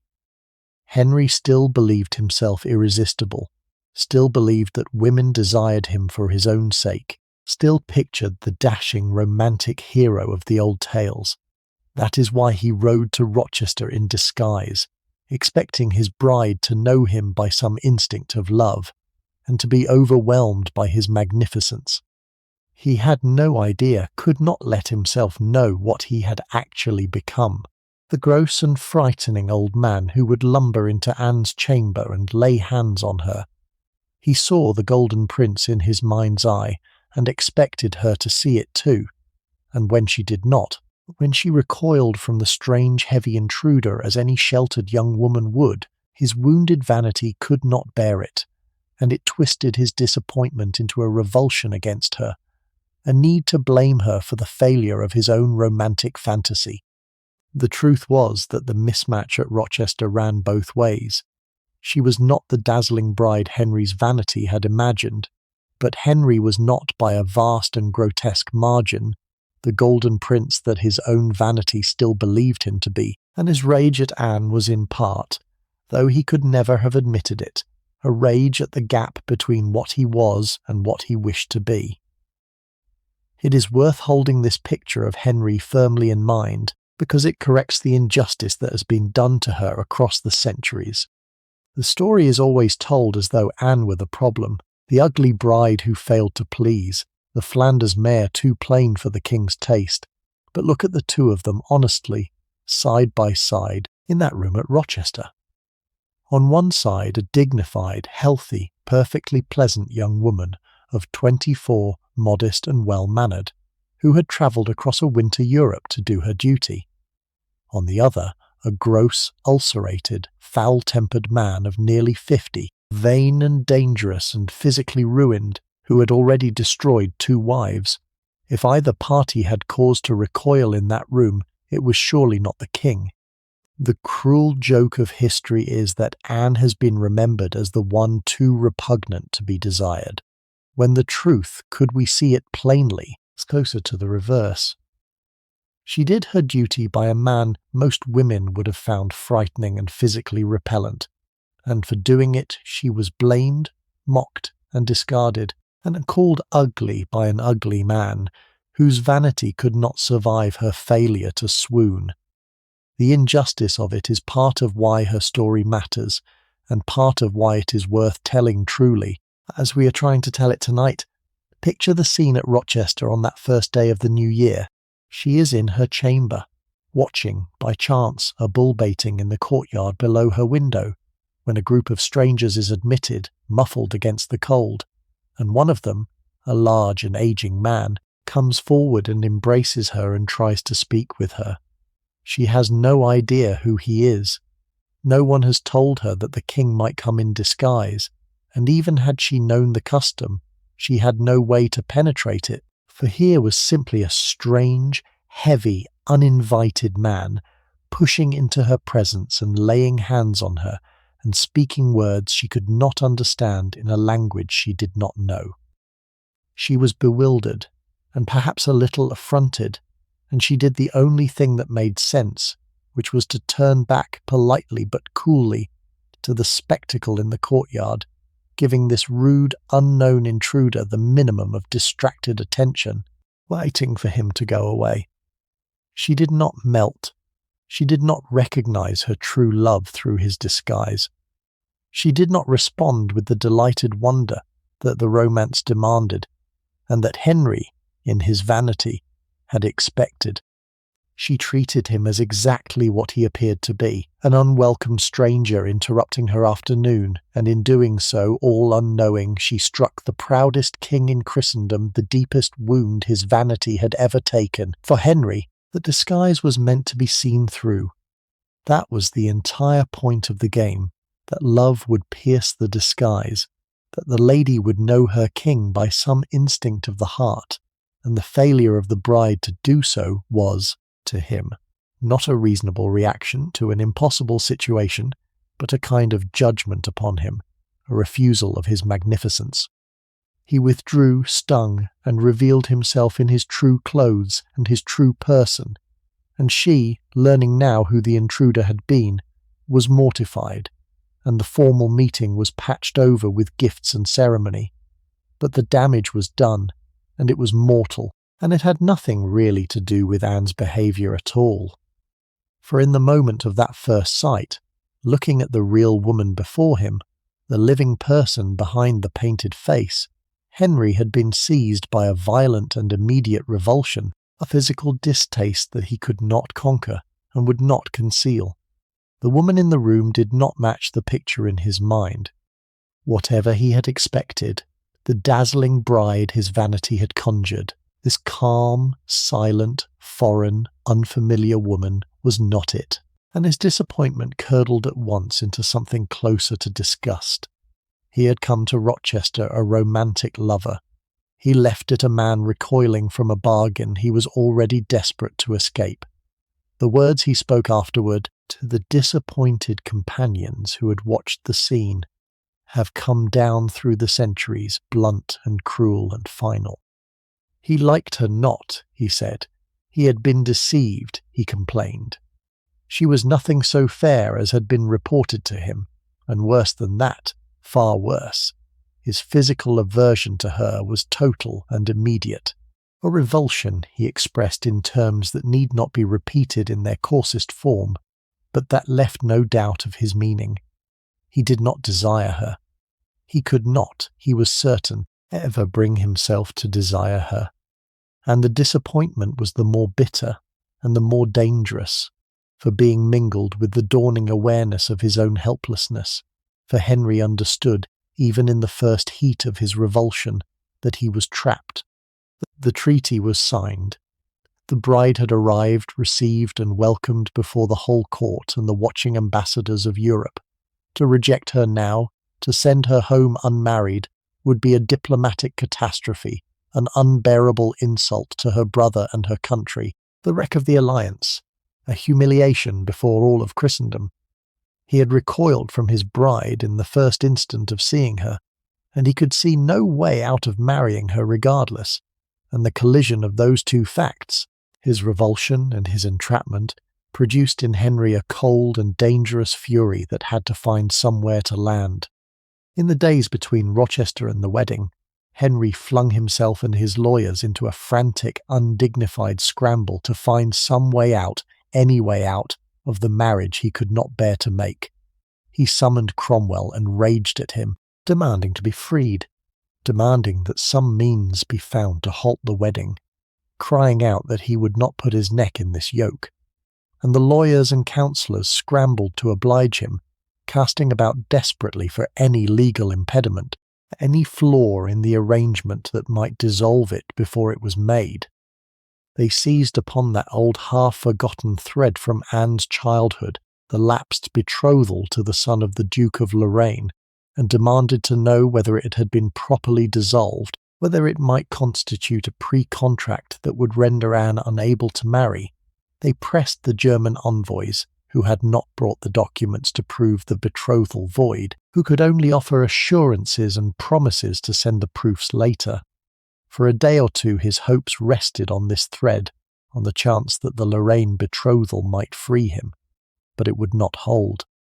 The envoys gave their solemn word that the matter had been settled, and that Anne was free to marry, and offered themselves as hostages for the proof, and the legal grounds simply were not there, not in the time available, not with the bride already arrived and the envoys of Europe looking on. The escape route closed. The lawyers came back to the furious king with the answer he dreaded to hear. There was no way out. He would have to marry her. And so, trapped and raging and full of cold resentment, Henry VIII prepared to wed a woman he had already decided he could never love, and the marriage began, before it had even begun, as a thing the king was determined to destroy. The wedding went ahead on the 6th of January 1540, the feast of the Epiphany, and it must have been one of the strangest royal weddings in English history,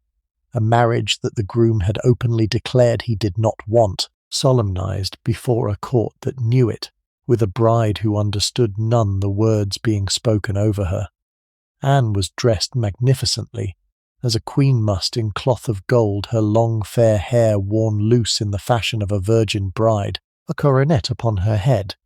and by every account she looked dignified and handsome, and bore herself with a quiet grace through the ceremony. She had no idea, perhaps, of the storm of revulsion she had stirred in her husband, or if she had begun to sense that something was wrong, she could do nothing about it, and she went through the rituals of her own wedding with the composed and modest bearing of her upbringing. The king beside her was a study in grim resentment, going through with the thing because he could see no way to avoid it, his distaste held in check by the iron necessities of state, marrying with his body a woman his every instinct recoiled from. There is something genuinely sad in the picture, the two of them joined at the altar, the dignified, bewildered bride and the seething, trapped husband, bound together in a marriage that one of them did not want and the other did not understand. While the court looked on, and the men who had made the match watched their handiwork with growing dread.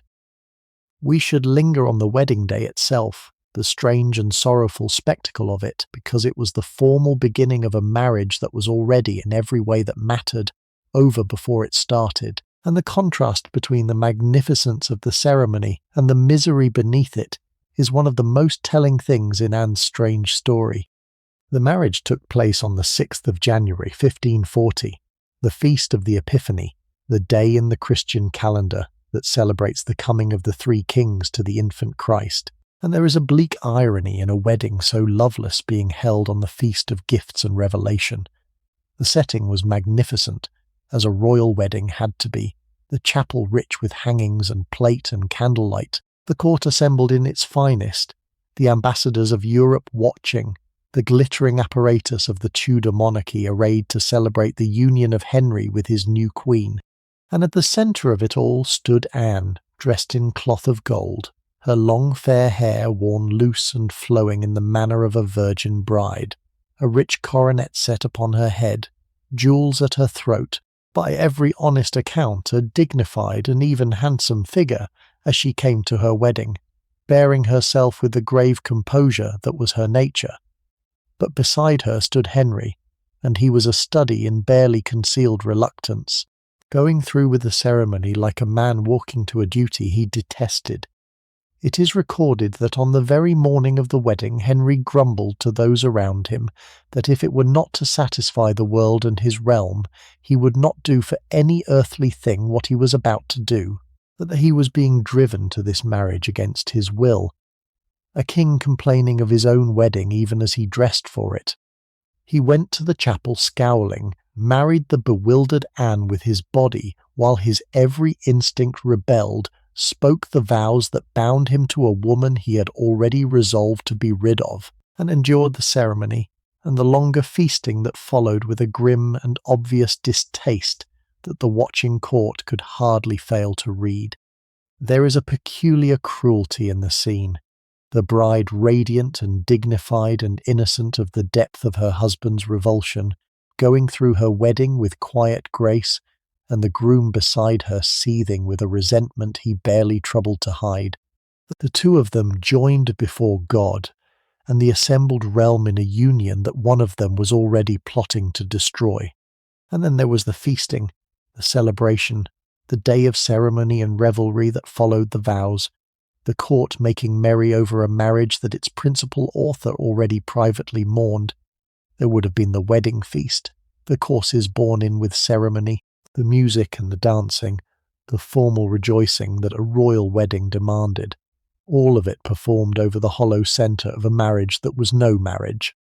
She who could not dance the English dances, and could not follow the talk, and could not share in the music, sat through her own wedding celebration as she had sat through everything since her arrival, dignified and smiling and uncomprehending, the foreign bride at the heart of a festivity whose language she could not speak. And somewhere in the midst of it was the king, performing the duties of a bridegroom with gritted teeth, counting, we may imagine, the hours, until he could decently withdraw, his mind already turning, even on his wedding day, to the question of how he might escape the bond he was that very day forging. It was a wedding with a corpse at its heart, the corpse of the marriage itself, dead before it was born, and everyone of consequence knew it, except the bride. The wedding night that followed has become, as we have seen, the stuff of awkward legend, the marriage that was never made a marriage, and we need not dwell again on what did not happen in the royal bedchamber, but it is worth marking the strange, sad shape of that first night and the nights that followed, Henry lying beside the wife he would not touch, going through the outward forms of the marriage while withholding its substance, deliberately preserving the grounds on which he might one day be freed, and Anne beside him, so innocent of what marriage involved that she did not even understand that anything was being withheld, that her marriage was failing in the very particular in which it most needed to succeed. There is a terrible loneliness in the picture, the two of them in the wide bed, the king cold with calculated revulsion, the bride serene in her bewildered ignorance, a marriage that existed in name and ceremony, and law, and not at all in any of the ways that make a marriage real, beginning its short, strange life on a foundation of revulsion on one side and incomprehension on the other. Nothing whatever to hold it together but the iron necessity of state that had forced it into being against the will of everyone concerned. What happened, or rather what did not happen, in the nights that followed has become one of the most famous and most awkwardly discussed episodes in the history of the monarchy, and we will treat it with the plainness it requires and no more. The marriage was never consummated. Whatever the cause, whether the king's revulsion made him incapable, or whether his pride simply would not let him complete a union. He was already planning to dissolve. Henry did not, in the proper sense, make Anne his wife, on the wedding night or on any night thereafter. He would later complain with a frankness that does him no credit of his physical aversion to her, would claim that something in her person had killed all desire in him, would see that he had been unable to bring himself to the act. And she, for her part, was so innocent, so utterly unschooled in the realities of marriage, so sheltered by the strict and silent upbringing of Cleves, that she does not appear to have understood that anything was missing at all. There is a famous and rather touching account of Anne, some time later, talking with her ladies, and revealing in her artless answers that she had no idea what was supposed to happen between a husband and wife, but that she believed the king's chaste good-night kisses and chaste good-morning greetings to be all that marriage involved, so that her own ladies had to gently explain to her that this was not, in fact, how heirs to the throne were made. It is an account that tells you everything about the gulf between Anne and the court she had been thrown into, and it is, in its way, both comic and deeply sad. The sheltered foreign girl,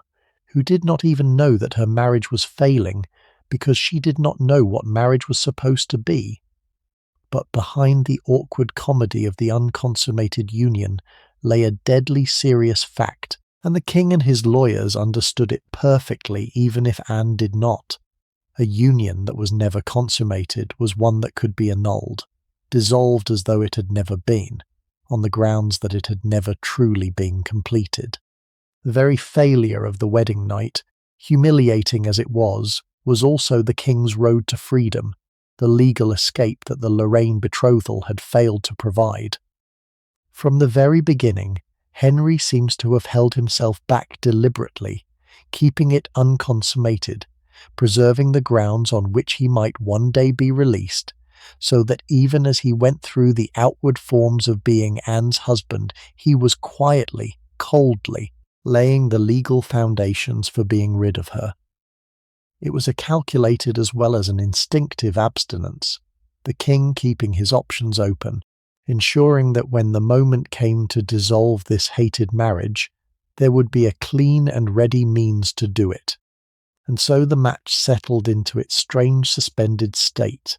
a king and queen who shared a title and a court and a public life, but not, in any real sense, a true union, Henry biding his time and nursing his resentment, the Queen serenely unaware, and the brittle arrangement waiting only for Henry to find both the means and the new desire that would move him to bring it crashing down. Let us pause and look at Anne as Queen in those few strange months, for she was Queen whatever the king felt,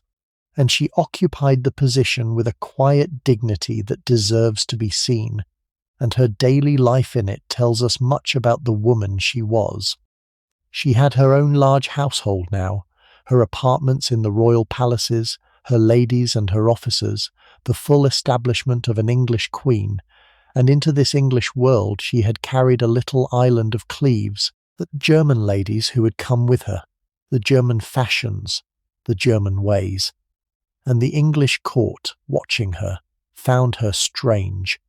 Her clothes, the heavy elaborate German gowns, and the heavy concealing headdresses, looked outlandish and graceless to English eyes, accustomed to the lighter French styles that Anne Boleyn had made the fashion. Her manner, modest and grave and silent, seemed dull beside the witty sparkle. The court prized. She could not join in the music, could not dance the English dances, could not follow the quick flirtatious talk that filled the evenings, could only sit, dignified and uncomprehending, on the edge of a society whose language and whose games she did not know. To the brilliant, cruel, sophisticated English court, the new queen seemed a heavy foreign dullard, and they were not always kind about it, and the cruel nickname that would cling to her forever was born in those months, in the gap between what she was and what that court demanded. And yet, if we look more closely, we can see in those same months the first signs of the qualities that would save Anne, the shrewdness and the adaptability that the caricature of the dull German bride entirely misses. For Anne applied herself, quietly and sensibly, to learning. She began to learn English, setting herself to the language she would need. She began to adopt English fashions, putting aside the heavy German gowns for the lighter English styles, trying to suit the court she had landed in. She was pleasant and agreeable and patient, giving no offence, making no enemies, carrying herself with a gentle good humour that slowly won her a measure of real liking from those who took the trouble to know her. She did not rage against her strange position, did not make scenes or demands, did not fight the current she was caught in. She watched, and she adapted, and she waited, and she kept her dignity, and beneath the placid foreign surface, a clear and capable mind was taking the measure of this dangerous new world. The court saw a dull provincial. What was actually there was a sensible, observant, supremely adaptable woman, quietly learning the rules of a deadly game, and she would play it, when the moment came, more skillfully than any of the clever, brilliant, doomed women who had worn the crown before her. To feel the full shock of what Anne walked into,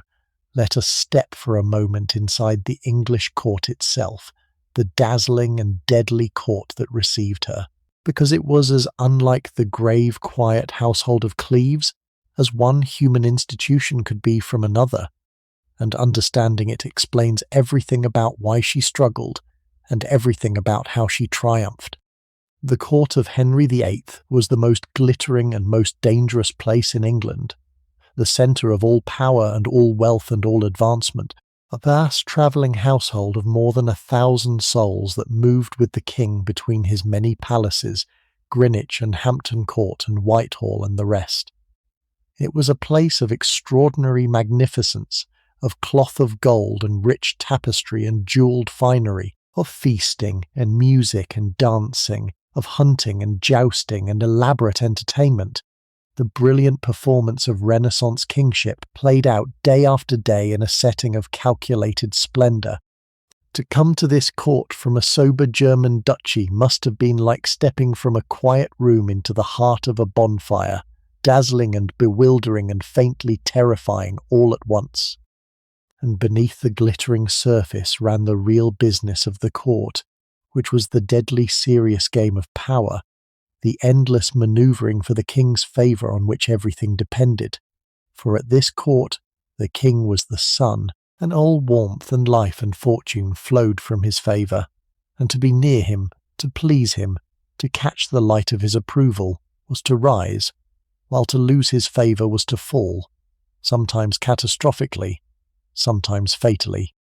The court itself was a vast competition for the king's regard, conducted through 100 subtle channels, through wit and charm and beauty and flattery and intrigue, and the women of the court were players in this game as much as the men, expected to shine, to charm, to please, to make themselves ornaments of the king's magnificence and instruments of their family's ambition. The currency of this world was exactly the accomplishment she lacked, the quick wit, the ready charm, the grace in dancing and music and flirtatious talk, the ability to sparkle in a crowded, brilliant room. It was a court built entirely around qualities she did not possess, conducted in a language she could not speak, governed by rules she did not understand, and she was dropped into the middle of it as its queen, expected to preside over the very performance she was least equipped to give. Imagine the loneliness of Anne's position in that brilliant, crowded place, surrounded by people and yet profoundly alone. She could not speak with them, could not follow their talk, could not join their games and dances and music, could only sit, grave and silent and foreign, at the centre of a whirl of activity she could not penetrate. The very things that drew all eyes and won all favour at that court, the sparkle and the wit and the flirtatious grace, were closed to her, and so she sat apart even when she was at the centre, isolated by language and custom and temperament, in the midst of the most crowded and dazzling society in England. It is no wonder the court found her dull, for it could not see her, could not reach the real woman behind the barrier of her foreignness, could perceive only the silent grave stranger who could not play their games. And it is no wonder Henry, steeped in that court and its values, recoiled from a queen who could not perform its central rituals, who brought to his glittering court none of the dazzle it ran on. The tragedy of Anne at court was a tragedy of mismatch, of a sound and sensible woman dropped into a world that valued only the qualities she lacked, and could not see the qualities she had. And yet, and here is the turn that makes Anne's story so satisfying, the very court that found her so wanting as a queen came to value her highly once she was free, once the deadly game of being Henry's wife was over, and she could simply be herself.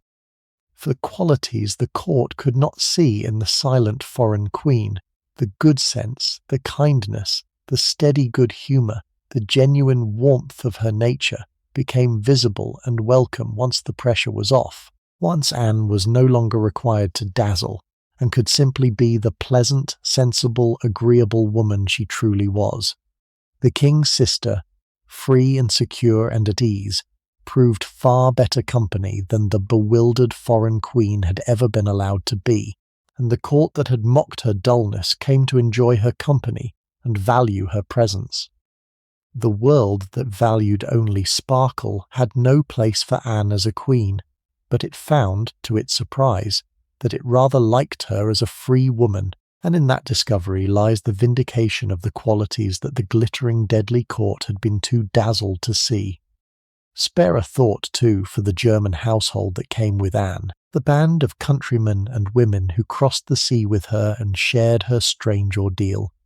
For their experience throws Anne's own into sharp relief, and reminds us that she was not entirely alone in her foreignness, only the loneliest of a lonely company. When she came to England, she brought with her, as a princess of her rank must, a sizable household of her own people, German ladies and gentlemen, attendants and servants, the familiar faces and familiar tongue of home, a little fragment of Cleves carried across the sea to comfort her in the strange new country. These were the people who had known her before,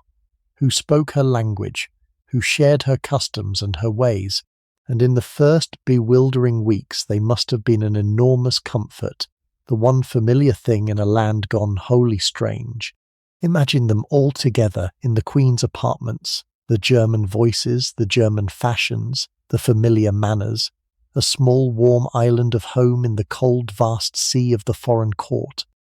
But their presence was also part of the problem, part of what kept her foreign and apart, and the English court and the king came to resent the German household as a barrier between her and her new country. For as long as she was surrounded by her own people, speaking her own language, keeping her own ways, she remained sealed in her foreignness, unable or unwilling to become English, and this displeased those who wanted a queen who would belong to England. And so, in the way of these things, most of Anne's German attendants were in time sent home, dismissed and returned across the sea, leaving Anne increasingly surrounded by English ladies and English ways, the familiar faces of home withdrawn, the comfort of her own language taken from her. It must have been a lonely loss, the sending away of her countrymen, the stripping away of the last fragments of Cleves, leaving her more alone than ever in the foreign court she had been thrown into. And yet, characteristically, Anne adapted even to this,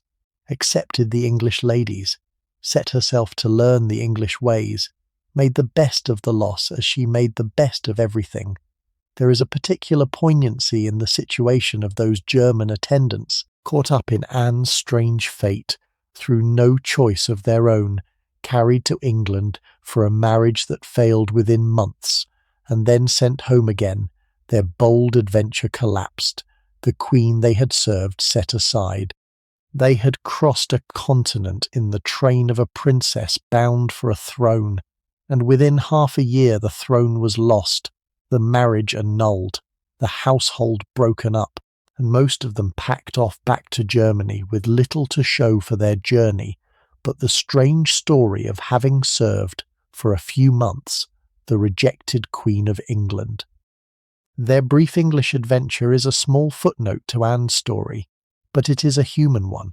a reminder of all the lives that were caught up and tossed about in the careless machinery of royal marriage, the servants and attendants whose fortunes rode on the whims of princes, and the success or failure of matches they had no part in making.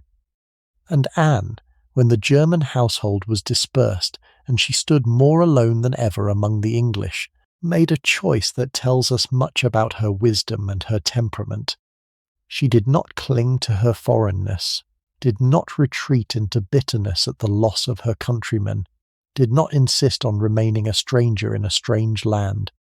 Instead, she turned toward England, set herself to learn its language and its ways, accepted her English attendants, began the patient work of making herself at home in the country that had received her so strangely. It would have been easy to remain forever foreign, sealed in resentment and homesickness, a perpetual stranger nursing her grievance. Anne chose otherwise. She chose to adapt, to belong, to make England her home, and in time she succeeded, becoming so thoroughly at ease in her adopted country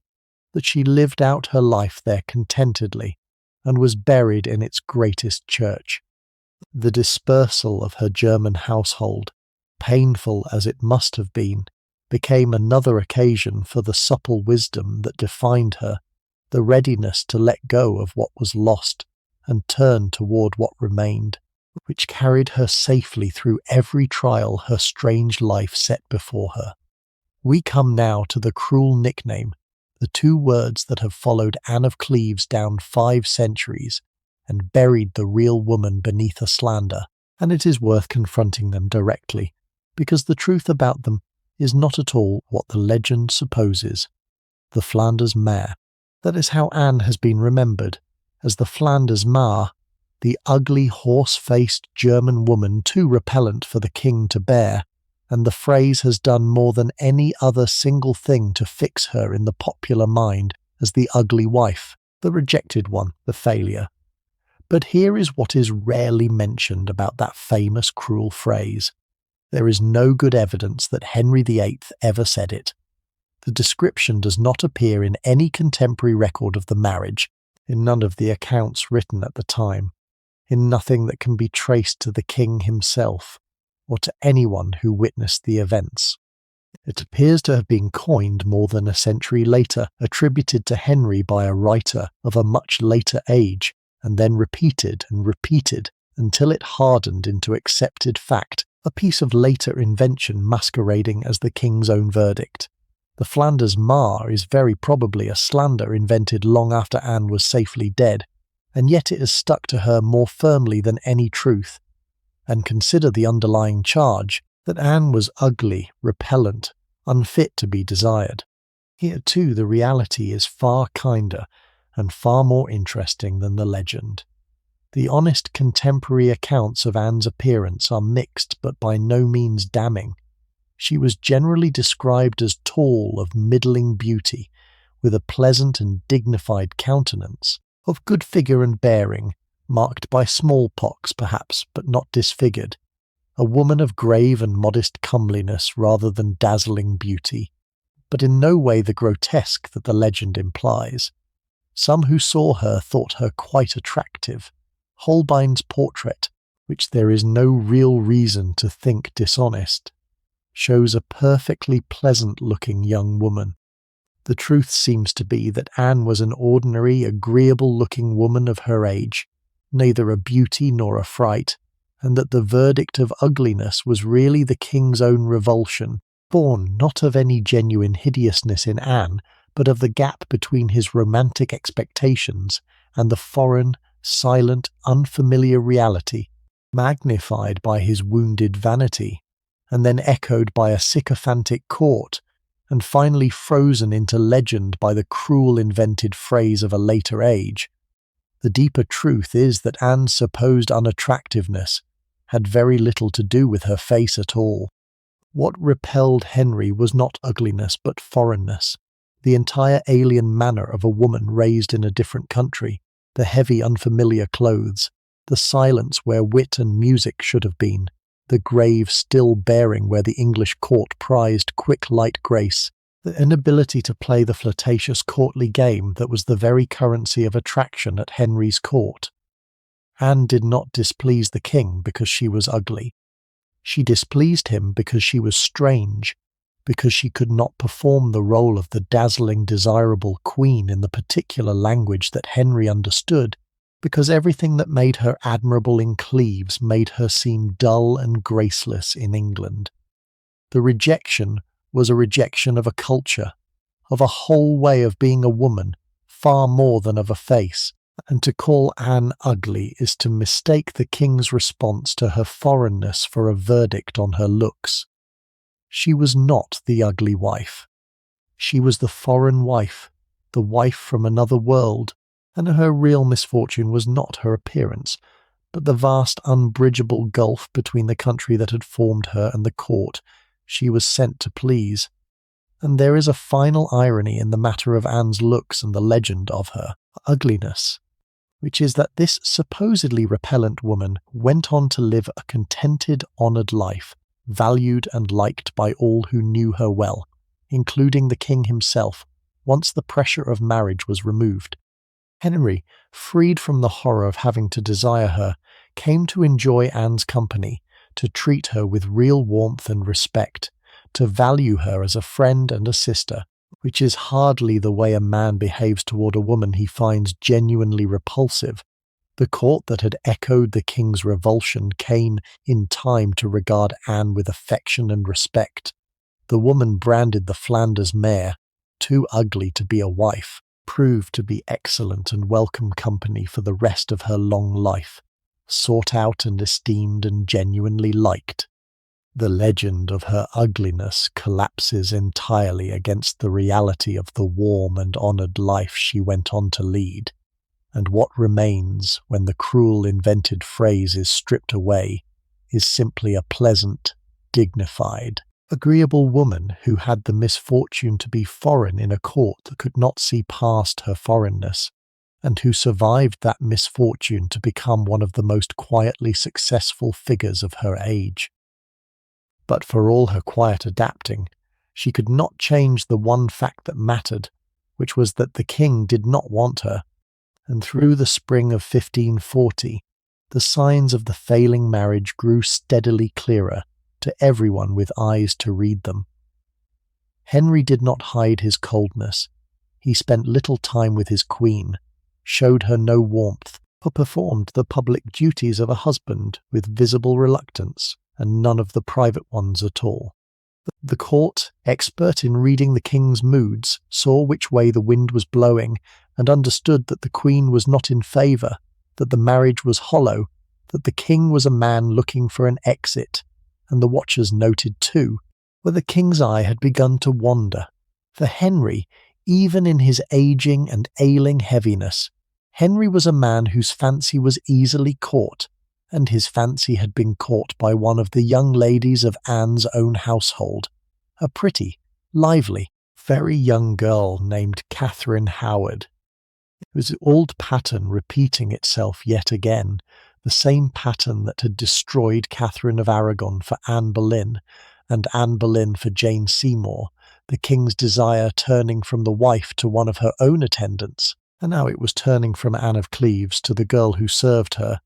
and she, watching it happen from the Queen's apartments, can have been in little doubt about what it meant. What Anne felt in those months, as she watched her marriage die, and her husband's eye stray to the girl in her own household, we can only guess. She left us little record of her feelings, but we can guess, and the guess does her credit, for everything in her later conduct suggests a woman who saw her situation with cold, clear eyes, and felt, above all, not heartbreak, but a kind of careful, watchful self-preservation. She did not love Henry. How could she? this frightening, gross, aging stranger who had recoiled from her on sight and frozen her out ever since. Her marriage had brought her no joy, only bewilderment and humiliation, and the cold contempt of a husband who would not touch her. If the king wished to be rid of her, some part of she may have understood that being rid of him was no tragedy at all, that the failure of this miserable marriage might be, if she played it rightly, not her ruin, but her release. She had seen, or heard, what happened to Henry's unwanted wives. She knew the stakes were life and death, and as the marriage visibly crumbled around her through that spring, she watched and waited, and kept her counsel, and prepared, with an instinct surer than any of her predecessors had shown, to do the one thing that could save her, which was to give the king exactly what he wanted, the moment he asked for it. The girl who had caught the royal eye deserves a closer look, for she would be the instrument of Anne's removal, and before long the next victim of his terrible marital appetite, and her brief story throws Anne's own fate into sharp relief. Catherine Howard was very young, perhaps no more than 16 or 17, a pretty, vivacious, lively girl of the powerful Howard family, the same powerful clan that had produced Anne Boleyn, for Catherine was Anne Boleyn's first cousin. She had come to court as one of the maids of honour in Anne of Cleves's household, and there the restless royal eye had fallen upon her, drawn by her youth and her prettiness and her gaiety, everything that his dignified, silent foreign wife so conspicuously lacked. To the aging king, sick in body and soured in temper, his leg ulcerating, his vast frame swelling, his youth long gone, this fresh creature must have seemed like a draught of his own lost vitality, a chance to feel young and desired again, and he pursued her with the heavy ardour of an old man infatuated with youth. The Howard family, scenting the same opportunity that had raised them once before with Anne Boleyn, pushed the child forward, dangled her before the king, played the old game of advancement through a daughter's body, apparently untroubled by how badly that game had ended the last time they played it. For the watching court, the affair had the quality of a story told twice, the same beats sounding again with a dreadful familiarity. Here once more was a king tiring of a wife and turning to one of her own ladies. Here once more was an ambitious family thrusting a pretty girl into his path. Here once more was a marriage about to be dissolved to make way for a younger, fresher, more desirable bride. The court had seen this exact sequence before, more than once, and they knew how it went, and they knew too that the turning of his desire was a death sentence for someone. The shifts in the royal affection were never bloodless. The only question was how the present wife would be removed,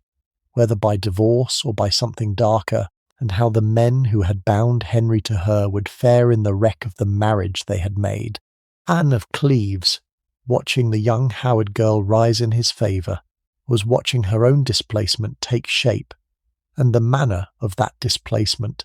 whether she would go quietly into a comfortable retirement or be destroyed to clear his path, hung in the balance and depended, more than anything, on how she herself chose to play the dangerous days ahead. The first to be destroyed, though, was not the wife, but the minister, the man who had made the marriage, and his fall is so bound up with Anne's story that it deserves to be told in full, for his ruin was the dark price paid for his few months of misery. Cromwell had risen further than any commoner of his age, from the obscurity of a blacksmith's son in the back streets to the very summit of the kingdom, the king's chief minister, the master of his government, the architect of the revolution that had broken England from Rome. He had served Henry with a brilliance and a ruthlessness that made him indispensable, and a coldness that made him feared, dissolving the monasteries, crushing opposition, remaking the laws and the church at his command, and enriching the crown and himself in the process. He was hated by the old nobility, who could not bear to see a low-born man set so high, and hated by the religious conservatives, who loathed his reforming faith, and his power rested entirely on his favour, which was the most treacherous foundation in the world. For as long as he served the crown's purposes, he was untouchable. The moment he failed, his enemies would fall upon him, and he knew it, and he had survived for years by never failing. The Cleves marriage was his ruinous failure. He had staked his standing on that marriage, had pushed it and arranged it, and promised the king satisfaction. And when the king conceived his violent revulsion against Anne, Cromwell was left exposed, the author of the king's misery, the man who had bound Henry to a wife he could not bear. His enemies saw their chance and took it. The conservative nobles, led by the Duke of Norfolk, who hated Cromwell with the accumulated venom of years, moved against him, poisoning the royal mind, gathering accusations, working on Henry's resentment over the marriage until the king was ready to believe anything against the minister who had saddled him with Anne. And so, in June of 1540, the blow fell, sudden and total. Cromwell was arrested at the council table itself, seized by the captain of the guard in front of his colleagues, stripped of the chain of office, denounced as a traitor and a heretic, and carried to the Tower. The most powerful subject in England, the man who had ruled the kingdom in the king's name, was brought down in a single afternoon, his enemies tearing the badges of his offices from his coat. His reign of power ended at a stroke. The charges against him were a mixture of the political and the absurd, treason and heresy and a grab bag of accusations designed to ensure his destruction, and he was condemned without a proper trial, by Act of Attainder, the law that allowed Parliament to declare a man guilty and sentence him to death without the inconvenience of hearing his defence. From the Tower he wrote to the king long desperate letters protesting his loyalty and pleading for mercy, the fallen minister reduced to abject begging, ending one of them with the famous cry, thrice repeated, for mercy, mercy, mercy. It did him no good. The king, who owed Cromwell more than he owed any man, who had risen on his service and ruled through his genius, abandoned him utterly, signed his death warrant, and let his enemies have their way. And in a final cruelty, before he died, Cromwell was made to give evidence for the annulment of the very marriage that had ruined him, to write out from his cell the account of the king's complaints and the failure of the union, furnishing the materials for the dissolution of his own ruined work even as he awaited his death. He was executed on Tower Hill on the 28th of July 1540, and his death was a botched and brutal affair. The executioner, reportedly clumsy or incompetent, hacking at the condemned man's neck so that the business was made far more terrible than it should have been, a wretched end for the man who had stood second only to the king in all of England. And on that same day, as we have seen, Henry married Catherine Howard, so that Cromwell's death and the king's new wedding fell together on a single day, the old marriages maker dying as the new marriage was made. There is a hard lesson in Cromwell's fall, and it is the same lesson that runs all through the court of Henry VIII, that no service, however great, and no power, however vast, could protect a man whose usefulness had ended, and whose failure had angered the king. Cromwell had given Henry everything, and Henry destroyed him for a single fault, the failure of bringing him a wife he did not want. And Anne, the innocent cause of it all, the woman whose only crime was to be foreign and unwelcome, lived on in comfort and safety, while the fallen minister who had summoned her across the sea went to his butchered death on Tower Hill, another victim of the same marriage that she alone of all those it touched managed to survive and even to profit from. While Cromwell awaited his death, the machinery of the annulment was already turning, and it moved with a speed and smoothness that tells you how badly the king wanted his freedom, and how carefully the ground had been prepared. In early July, even before Cromwell's execution, the matter was put to a convocation of the clergy and a commission of inquiry, set up to examine the validity of the king's marriage to Anne and to find the grounds to dissolve it. The grounds were three, and they had all been carefully assembled. There was the old question of the pre-contract with the son of the Duke of Lorraine, which, it was now argued, had never been properly shown to be void, and which cast doubt on Anne's freedom to marry. There was the king's lack of true consent, his declaration that he had gone to the wedding under protest, his heart never in it, married in body but never in will. And there was the central, decisive fact that the marriage had never been consummated, that the king and queen had never truly been husband and wife in the one way that finally mattered. Together, these made an overwhelming case, and the commission, doing the king's bidding as such bodies always did, moved swiftly toward the conclusion the king desired. The only question that remained, the one piece not yet in place, was the response of the queen herself. Anne would be told that her marriage was to be examined and most likely dissolved,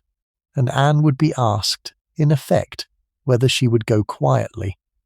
And on her answer, everything depended. This was the hinge of Anne's entire life, the moment toward which her entire strange story had been moving, and to feel its weight, you have to set it against what had happened to the wives before her. When Henry had wanted to be rid of Catherine of Aragon, Catherine had refused. Absolutely, and to the end, had fought him for years with all the force of her conviction, had insisted she was his true wife and would die a queen, and had been destroyed for it, stripped of everything, separated from her daughter, banished to cold houses to die alone. When the king had tired of Anne Boleyn, she had been swept away on charges of adultery and treason and carried to the scaffold. The lesson of those two queens was carved in blood, and it was this, that to stand against Henry's will in the matter of a marriage was to invite catastrophe, that the women who fought him lost everything, that pride and principle and resistance led only to exile or the block.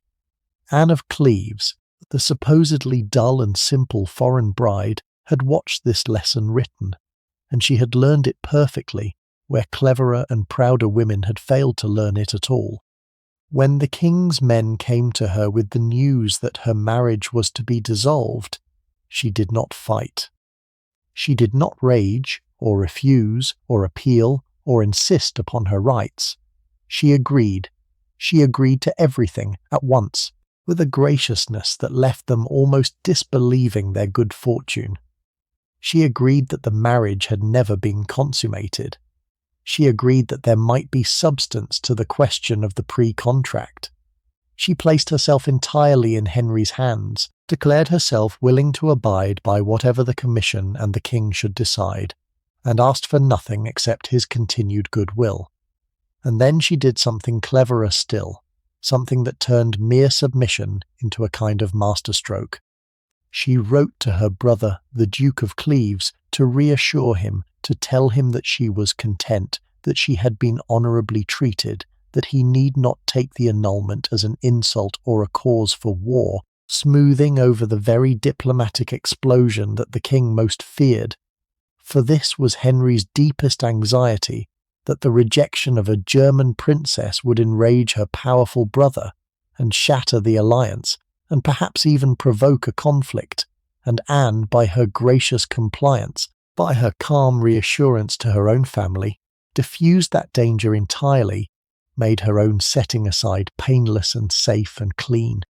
She gave the king not just her agreement, but her active help in making the annulment smooth, and in doing so she transformed herself, in Henry's eyes, from a problem into a treasure, from the wife he was desperate to escape into the most reasonable and accommodating woman he had ever dealt with. It was the shrewdest thing any of his wives ever did. Catherine had fought and been destroyed. Anne agreed, and was rewarded beyond anything the others ever dreamed. What she received in return for her gracious compliance was extraordinary, a settlement so generous that it amounted to one of the best bargains any woman struck in that brutal age, and it is worth laying out in full because it measures exactly how relieved and grateful the king was to be let off so easily. The marriage was declared null and void in July of 1540, dissolved as though it had never been, and Anne, no longer queen, was raised instead to a strange and comfortable new station, given the title of the king's beloved sister, treated henceforth not as a discarded wife, but as an honoured member of the royal family, with precedence over every other woman in England, save only the new queen and his own daughters. She was granted a handsome income, several £1,000s a year, a fortune that made her a wealthy woman in her own right, independent and secure. She was given fine properties to live in, houses and estates of her own, including, in time, the castle of Hever in Kent, which had once been the childhood home of Anne Boleyn, a strange inheritance, and the Palace of Richmond, and other manors besides. She was to keep her jewels, her plate, her household goods. She was, in short, set up for life, made rich and free and honoured, asked only to remain in England and to be content, which she very wisely agreed to do. Consider the bargain she had struck, and the brilliance of it. She had been married for 6 months to a man who loathed the sight of her, a frightening and dangerous king who had destroyed every wife who crossed him. She might have fought and been crushed. She might have appealed to her brother and her country, and provoked a war in which she would have been the first casualty. Instead, she had given the king his freedom with both hands, graciously, completely, and in exchange she had won her life, her liberty, a fortune, a high and honoured station, and release from a marriage that had brought her nothing but misery. She had come to England to be a queen, and had been rejected and set aside, and by any conventional measure that was a humiliation and a failure. But Anne had seen past the conventional measure to the deeper truth, which was that the crown of Henry VIII was the most dangerous object in the land, that his queens died or were broken, and that to be released from his bed alive and free and wealthy was not defeat but the most fortunate escape imaginable. She had lost a crown that had killed 2 women already, and would kill another, and she had gained in its place the one thing none of the other wives ever truly possessed, which was her own life, lived as she chose, in safety and comfort and freedom. The dull foreign bride had proved the cleverest of them all. Let us look more closely at what she actually won in her settlement, the properties and the income and the strange honoured station,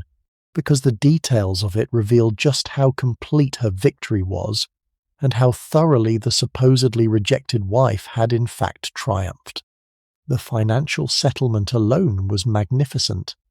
Anne was granted an income of some £4,000 a year, an enormous sum in the money of that age, enough to maintain her in real luxury and complete independence for the rest of her life, a fortune that made her one of the wealthiest women in England in her own right,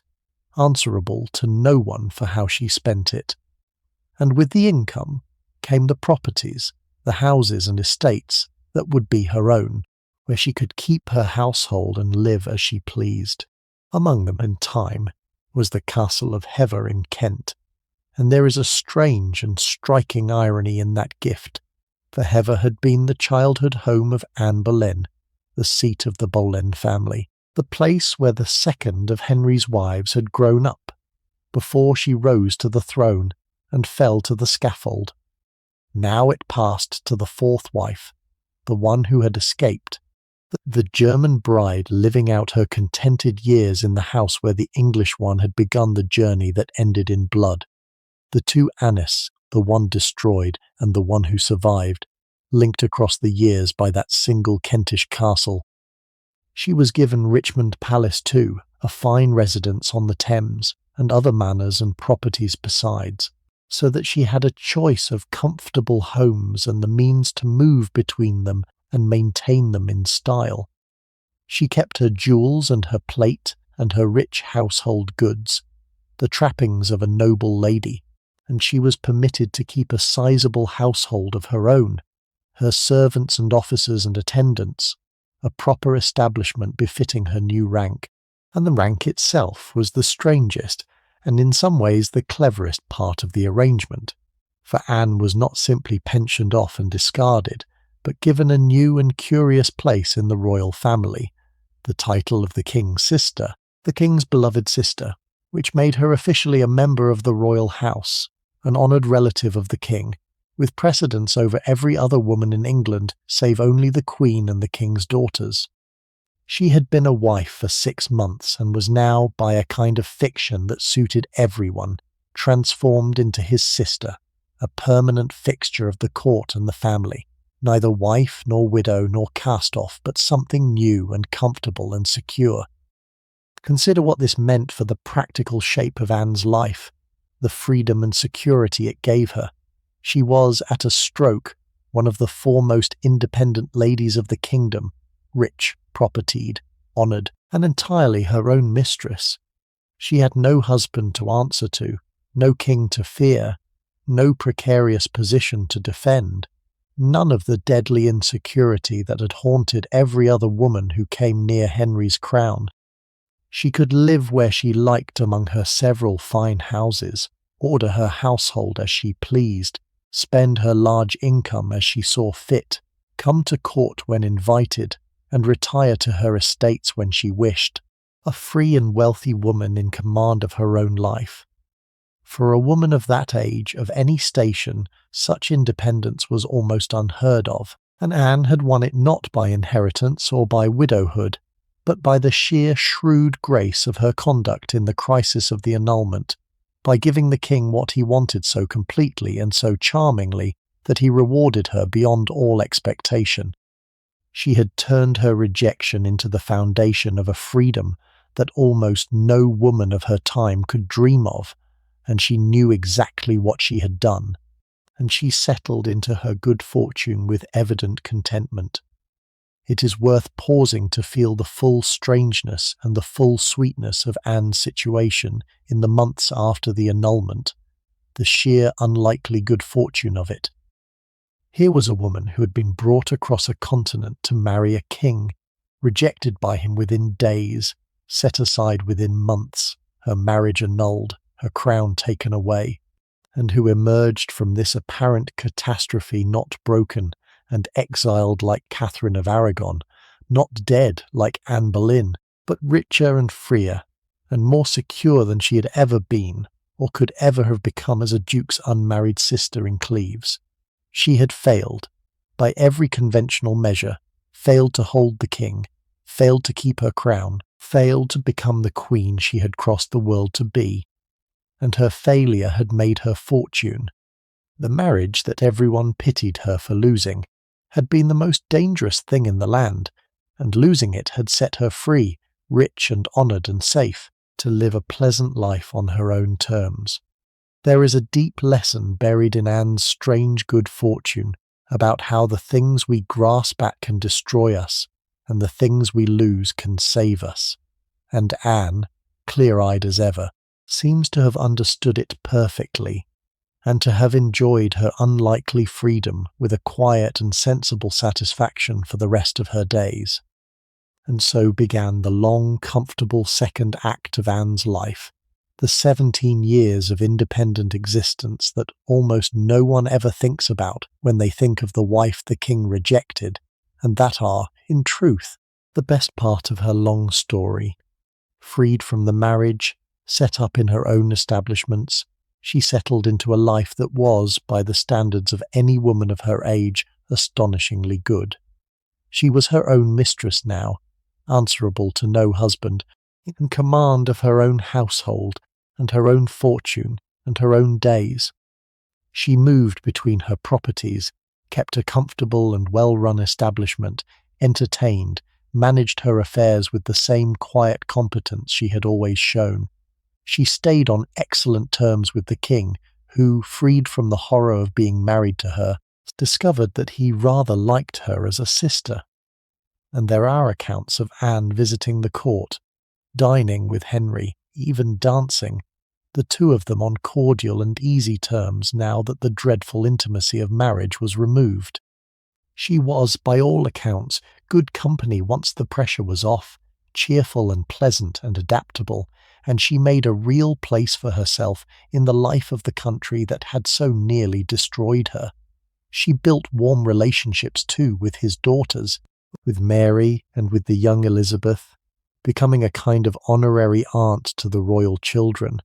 a fixed and friendly presence in their lives. She learned English properly at last, and English ways, and came to enjoy the country and her life in it. This German princess, who had arrived as a bewildered stranger and had made, against every expectation, a real and contented home in England. There was even a strange moment, after the king's next marriage collapsed in its turn, when it was whispered that Henry might take Anne back, might restore the wife he had so gladly discarded, and she was, by some accounts, less than enthusiastic at the prospect, having tasted freedom and found it very much to her liking. She had no wish to put her neck back in that yoke. She had escaped, and she knew the value of her escape, and she settled instead into the pleasant independence she had won, the wealthy and honoured king's sister, free and safe, and her own woman, while around her the king worked his way through the last of his wives, and the court churned on through its dramas, and she, serene and secure, simply lived, which was the one thing the crown had never allowed any of the others to do. There is a strange and revealing footnote to Anne's story that deserves its own moment, the curious episode of the rumour, after Catherine Howard's fall, that the king might take Anne back, might restore the wife he had so gladly discarded, and what Anne is said to have made of the prospect tells us almost everything about how completely she had grasped the truth of her situation. When Catherine Howard was destroyed in the winter of 1541 and 42, the king was once again without a wife, and the courts of Europe, ever alert to the marital manoeuvrings of princes, began to buzz with speculation about what he would do next, and one of the possibilities that arose, discussed by ambassadors and gossiped about at court, was that Henry might return to Anne of Cleves, might reverse the annulment and take back the fourth wife he had set aside, restoring her to the throne she had so briefly held. The brother of Cleves, indeed, seems to have hoped for exactly this, to have pressed for Anne's restoration, seeing a chance to recover the position his sister had lost. But Anne herself, by the accounts that have come down to us, was markedly unenthusiastic about the prospect, and in that lack of enthusiasm we see the full measure of her wisdom. She had escaped. She had walked out of the most dangerous marriage in Christendom with everything intact, and she had tasted the sweetness of her independence, the comfort and security and freedom of her life as the king's sister, and she had not the slightest desire to surrender all of that and put her neck back in the deadly yoke of being Henry's wife. She had seen by now what happened to the king's wives. She had watched Catherine Howard go to the block, the second of Henry's queens to be beheaded, and she knew with perfect clarity that the crown she had given up was a thing that killed the women who wore it. There was no earthly reason she should want it back. She had the best of all possible situations already, the honour and the wealth and the security of royal status without the deadly danger of the royal bed, and only a fool would trade that for the perilous glory of being queen to a murderous and decaying king. She was no fool. She was, if anything, the least foolish woman of her age.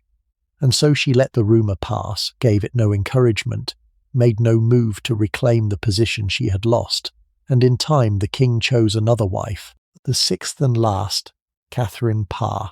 and the possibility of Anne's restoration faded away, to her evident relief. She remained what she had so wisely become, the free and honoured king's sister, secure in her independence, having dodged the deadly honour of remarriage as cleverly as she had dodged everything else. There is something almost comic in the picture, the discarded wife so thoroughly content with her discarding that she actively did not want to be taken back, the rejected queen who had found her rejection so very much to her liking that the prospect of unrejection filled her with alarm. It is the perfect emblem of Anne's strange triumph. This woman who had turned the supposed catastrophe of her marriage into such a comfortable and desirable freedom that she clung to her status as a cast-off wife and shuddered at the thought of being a queen again. The episode reveals, more sharply than anything else, the gulf between how the world saw Anne's situation and how Anne saw it herself. The watching court saw a rejected wife, humiliated and set aside, who ought naturally to wish for restoration, to want her crown and her position back, to grasp at any chance to undo her disgrace. She saw the truth which was the exact opposite, that her rejection had been her salvation, that the crown was a curse and her freedom a blessing, and that the last thing in the world she should wish for was to be queen again. She had seen past the surface of her situation to its deep reality, as she had seen past the surface of everything, and she valued her freedom exactly as it deserved to be valued, above any crown. The rumour of her restoration, and her cool reception of it, is the final proof of how completely she understood the game she had been forced to play, and how thoroughly she had won it. She had been given the worst hand of all 6 wives, the foreign bride nobody wanted, and she had played it into the best result of all 6, a free, contented life, and she knew exactly what she had achieved, and she had not the slightest intention of throwing it away to become once more a Queen of England, which she understood better than anyone to be the most dangerous thing a woman could possibly be. There is one more thread of Anne's later life worth following before we let her rest, the warm and genuine bonds she formed with Henry's daughters, because they show us the human warmth of the woman behind the survivor, and they are among the most touching things in her quiet story. She had no children of her own. Her marriage never consummated, left her childless, and in an age that measured a woman's worth so heavily by her motherhood, that might have been a barren and lonely fate. But she, characteristically, found her own way to a kind of family, becoming a loved and trusted figure to the 2 daughters of the king she had so briefly and unhappily married, an honorary aunt or stepmother to Mary and Elizabeth both, and pouring into those bonds, perhaps, something of the maternal warmth her own life had given her no other outlet for. With Mary, the elder daughter, Catherine of Aragon's child, she formed a particular friendship, and it is easy to see why the 2 women were drawn together. They were close in age, the 2 women, near enough to be companions rather than mother and child, and they shared, in their different ways, the experience of having been cast aside by the same difficult king, Mary bastardized and humiliated in the long struggle over her parents' marriage, Anne rejected and set aside in her turn. They shared, too, a temperamental conservatism in religion, a leaning toward the old faith, which drew them together against the Protestant tide of Edward's reign, and bound them more closely still when Mary came to the throne and restored the old religion. There are accounts of the 2 in company, of visits and shared occasions, of a real and warm friendship between the rejected wife and the cast-off daughter, 2 survivors of the same royal storm who found in each other a genuine sympathy and companionship. With the young Elizabeth, Anne Boleyn's daughter, she formed a different but equally genuine bond, a kind of steady, kindly presence in the life of a girl whose own mother had died on the scaffold when she was barely 3 years old. Elizabeth had grown up motherless, her position precarious, her childhood shadowed by her mother's terrible fall, and Anne seems to have been to her a fixed point of warmth and stability, an older woman who took an interest in her, who maintained a connection with her across the years, who offered something of the steady affection that the motherless girl so badly needed. It is a strange and touching thought that the German princess, whom Henry rejected, should have become a source of kindness and stability to the daughters of the 2 wives who came before and after her in the king's affections, a thread of warmth connecting these women whom the king's marriages had bound together in such strange and painful ways. There is something deeply characteristic of her in all of this, in the way she made, out of her own childless and unlikely situation, a real place of warmth and connection in the lives of these royal children. She had no power, no crown, no husband, none of the things that usually gave a woman of that age her place and her purpose. What she had was her own good nature, her kindness, her steady warmth, her gift for making herself liked and trusted, and she used these to build genuine human bonds where she could, becoming a beloved figure to the king's daughters, a trusted friend, an honorary member of the family that had so nearly destroyed her. It is another facet of the same wisdom that runs all through her story, the wisdom of making the best of what she had, of finding contentment and connection and warmth in the life that was actually available to her, rather than grieving for the grander life that had been snatched away. She could not be a queen, could not be a mother, but she could be a friend, a sister, a kindly presence in the lives of those around her, and she was. And in that quiet human achievement, as much as in her famous survival, lies the real measure of the woman behind the cruel and foolish legend. Let me give you a fuller picture of the long second life that Anne made for herself, the 17 years of freedom that are the true reward of her story, and that almost no telling ever bothers to describe, because they are, in their quiet way, the happiest part of her long life. Picture her in her independence, mistress of her own houses, ordering her own days. She kept a comfortable and well-run household, with her servants and her ladies and her officers, and she managed her affairs and her estates with the same quiet competence she had been raised to back in Cleves, for the domestic skills that had seemed so dull beside Anne Boleyn's brilliance now served her perfectly in the running of her own establishment. She lived well, in real comfort and even luxury, with her fine houses and her ample income and her honoured rank, free to spend her time as she pleased, answerable to no one. She entertained, she visited, she moved between her properties with the seasons. She enjoyed the ordinary pleasures of a wealthy, independent life, the kind of life that almost no woman of her age could hope to lead, ordered as she chose and in her own way, and she came, by all accounts, to enjoy England, this country that had received her so strangely, to make a real home in the country she had arrived in as a bewildered foreigner. She learned the language properly at last, and the customs, and grew comfortable in the English court that had once been so alien to her. She was on cordial, even warm terms with the king, who, relieved of the dreadful necessity of being married to her,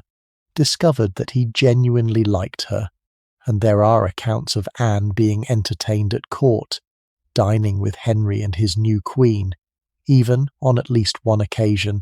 dancing merrily at court entertainments. The supposedly graceless German woman enjoying herself among the people who had once found her so dull. The pressure was off,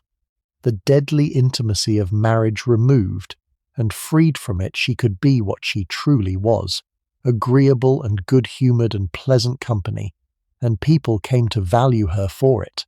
She had transformed herself, by patience and good sense, and the sheer passage of time, from the awkward rejected foreign bride into a settled, respected, well-liked fixture of English royal life, the honoured king's sister, comfortable in her adopted country at last.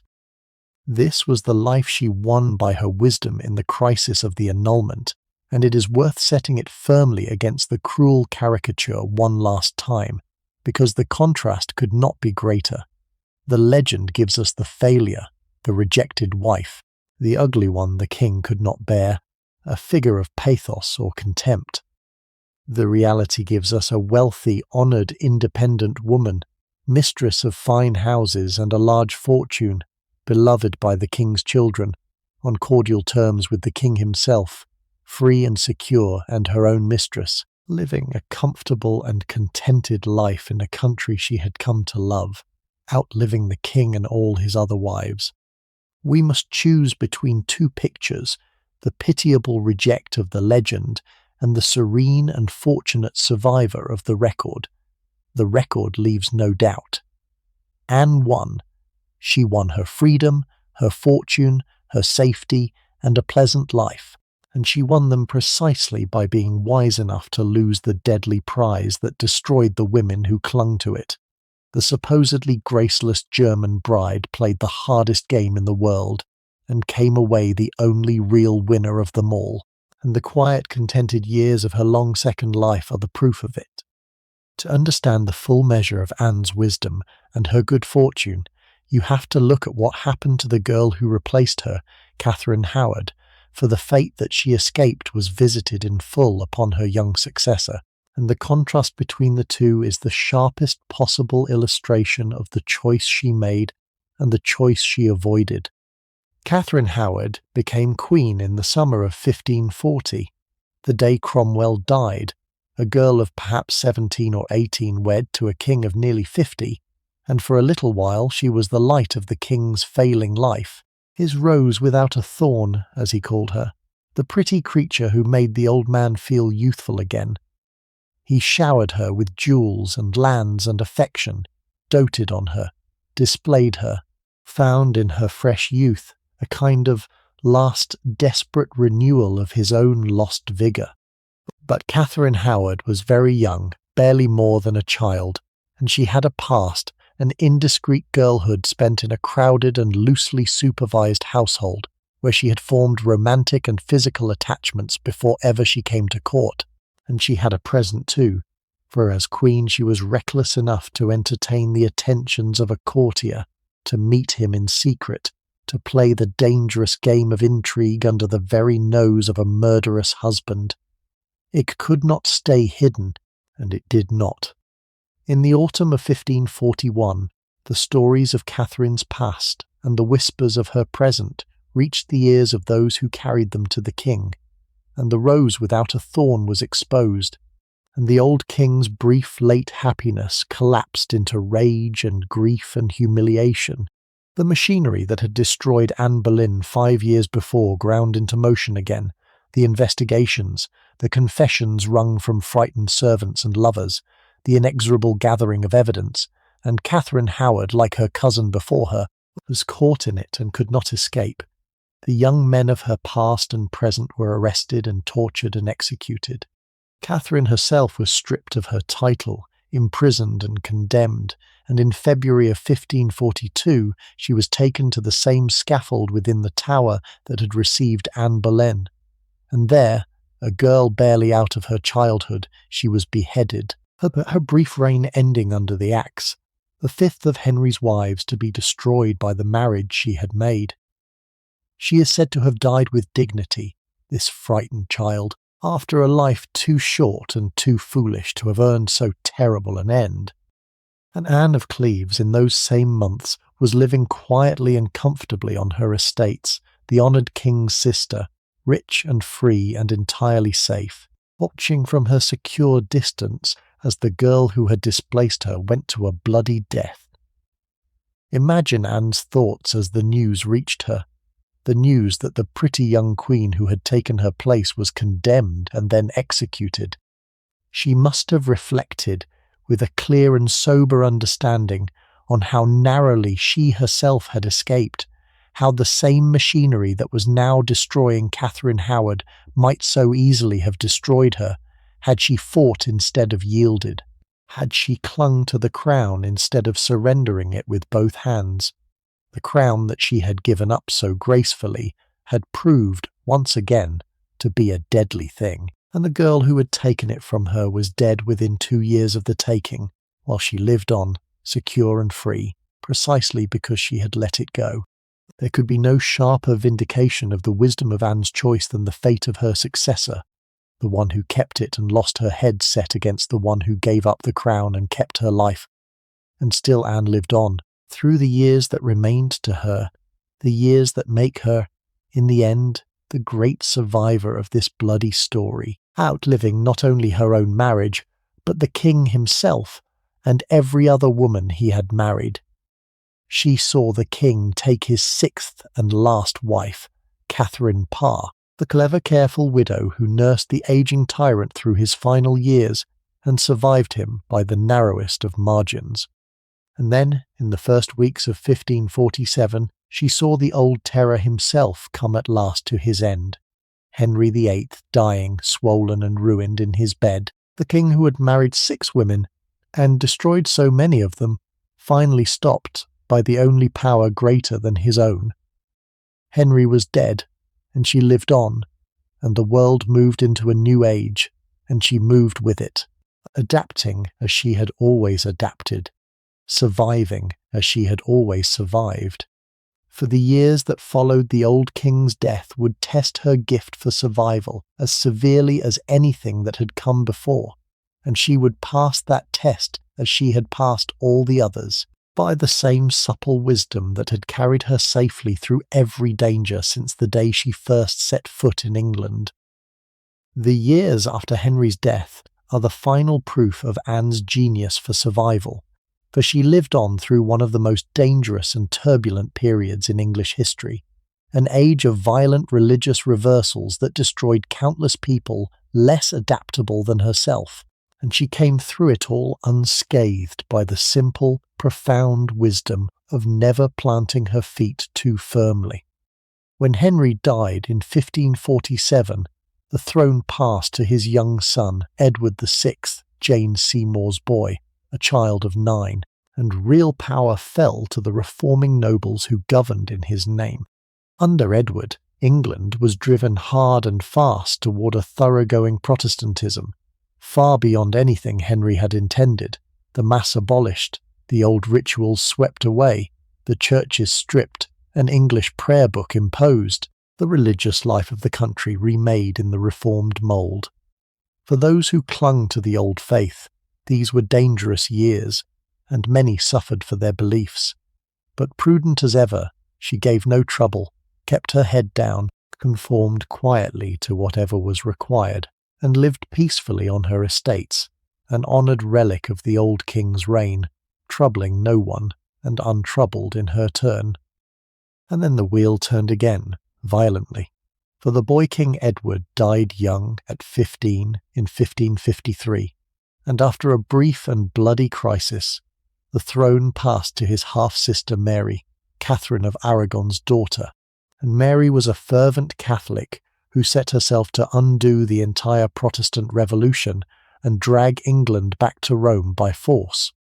The Mass was restored, the old faith reimposed, and those who had embraced the reformed religion now found themselves in mortal danger, for Mary pursued the Protestants with fire, burning hundreds of them at the stake in the terrible persecution that earned her the name by which history remembers her.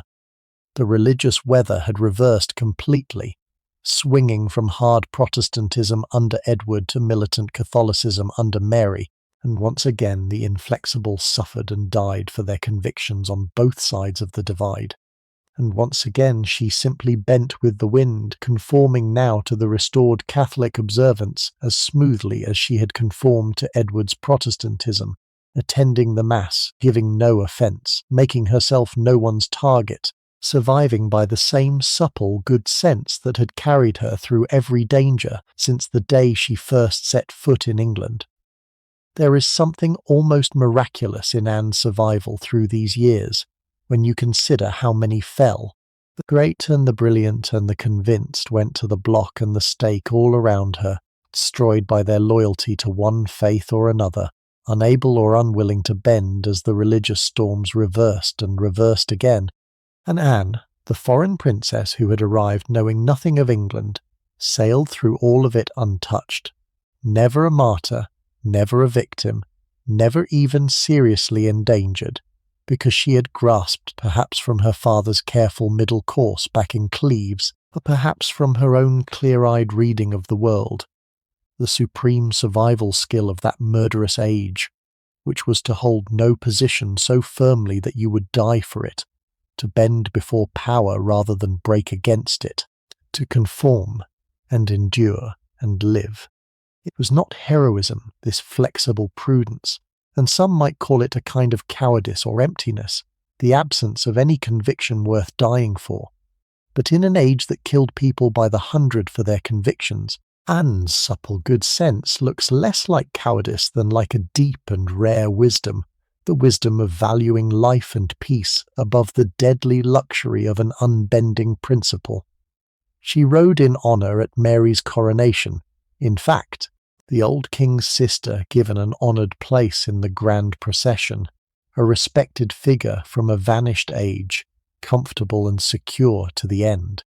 She had outlived everyone, the king and all his other wives, the chief ministers, most of the figures of her own generation, and she remained, into the reign of Mary, a fixed and honoured point, the last living link to the strange days of Henry's marriages, treated with the respect due to a royal lady and the affection due to a woman who had given no one any trouble in a very long life. She had survived divorce, survived the deadly court, survived the king himself, survived 2 complete reversals of the national religion, survived all that the most dangerous age in English history could throw at her, and she had done it all not by fighting but by bending, not by conviction but by adaptation, not by heroism but by the quiet, unglamorous wisdom of the survivor. It is not the stuff of legend, this genius for staying alive, and perhaps that is why history has never quite known what to do with Anne of Cleves, who refused to be either a tragic victim or a heroic martyr, and insisted instead on the unromantic triumph of simply, sensibly surviving. And so we come to the end of Anne's long life, to her death and her burial, and there is a quiet fittingness in the manner of her going that crowns the story of the survivor, for she died as she had lived since her escape, in comfort and honour and peace, and was laid to rest in a place that none of the other wives could claim. In the last years of her life, under the reign of Mary, Anne's health began to fail. She was not old by our reckoning, only in her early 40s, but she had begun to ail, troubled by some lingering illness, perhaps a cancer, that wasted her slowly through her final months. She made her will that careful document in which she remembered her servants and her friends and the poor, distributing her goods with the same good sense and kindness that had marked her life, providing for the people who had served her, a mistress thoughtful of her household to the end. She seems to have faced her dying with the same calm steadiness she had brought to everything, the same lack of drama and self-pity, settling her affairs and preparing herself quietly for the end, as she had quietly met every other passage of her strange life. She died on the 16th of July, 1557, at one of her manors, slipping out of the world peacefully after her illness, at the age of 41. Pause and consider the date, and what it means, for it is the final astonishment of her story. She had outlived Henry VIII by 10 years.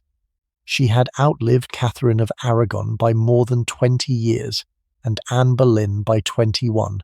and Jane Seymour by nearly 20, and Catherine Howard by 15.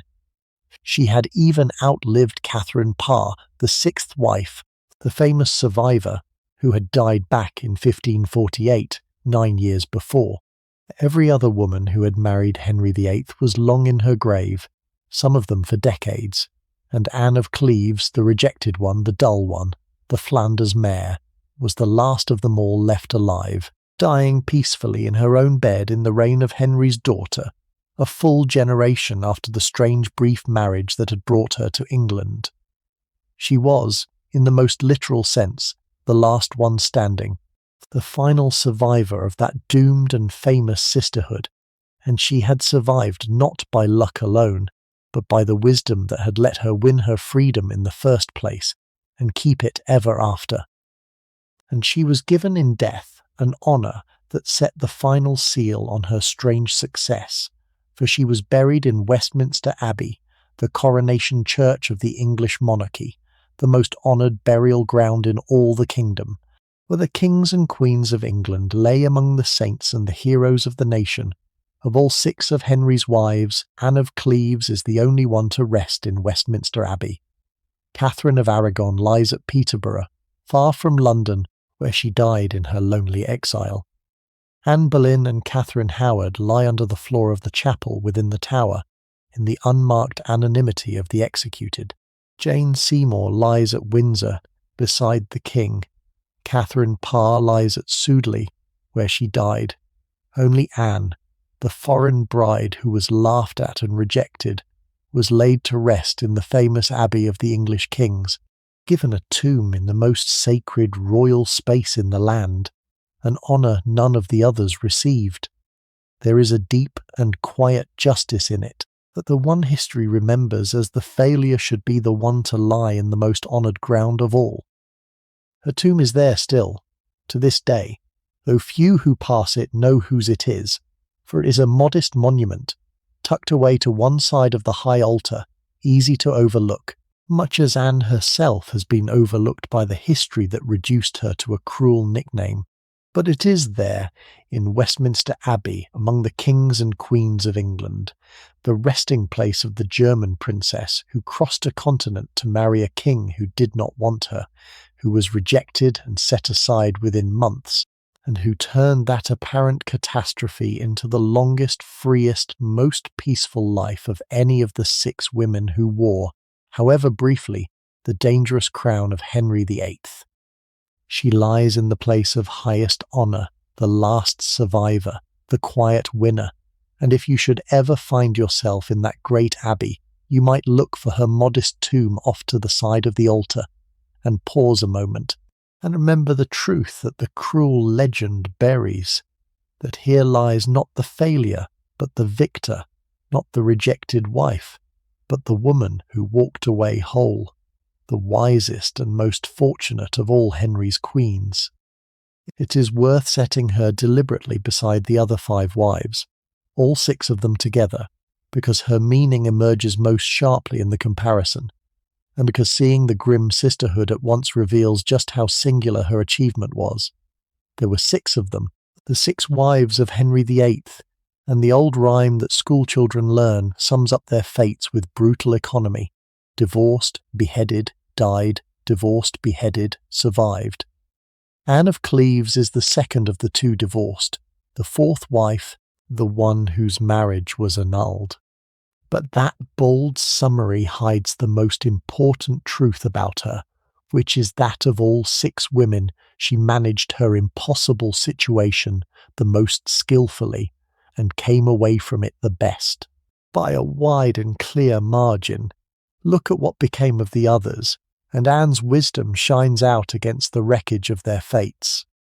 Catherine of Aragon, the first wife, fought the king with all the force of her conviction and her royal pride, refused to yield,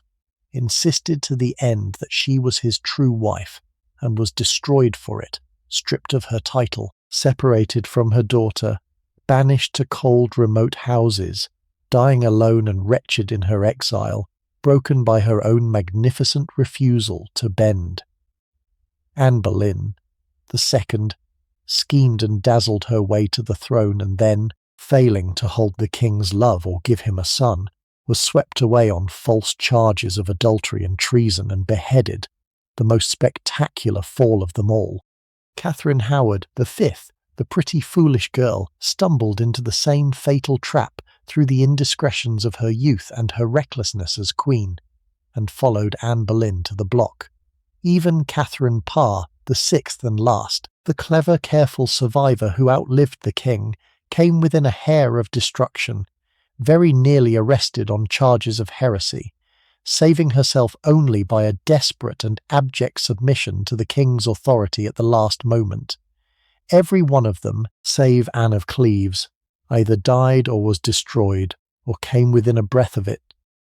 And then there is the 4th wife, the supposedly dull and graceless one, and look at how she fared by comparison. She was the only one of the 6 who navigated her marriage to Henry VIII,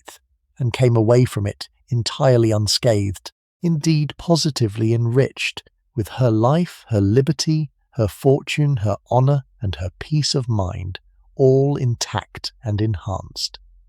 Where Catherine of Aragon fought and was broken, she yielded and was rewarded. Where the 2 beheaded queens clung to the deadly crown and lost their heads, She gave up the crown gladly and kept her life.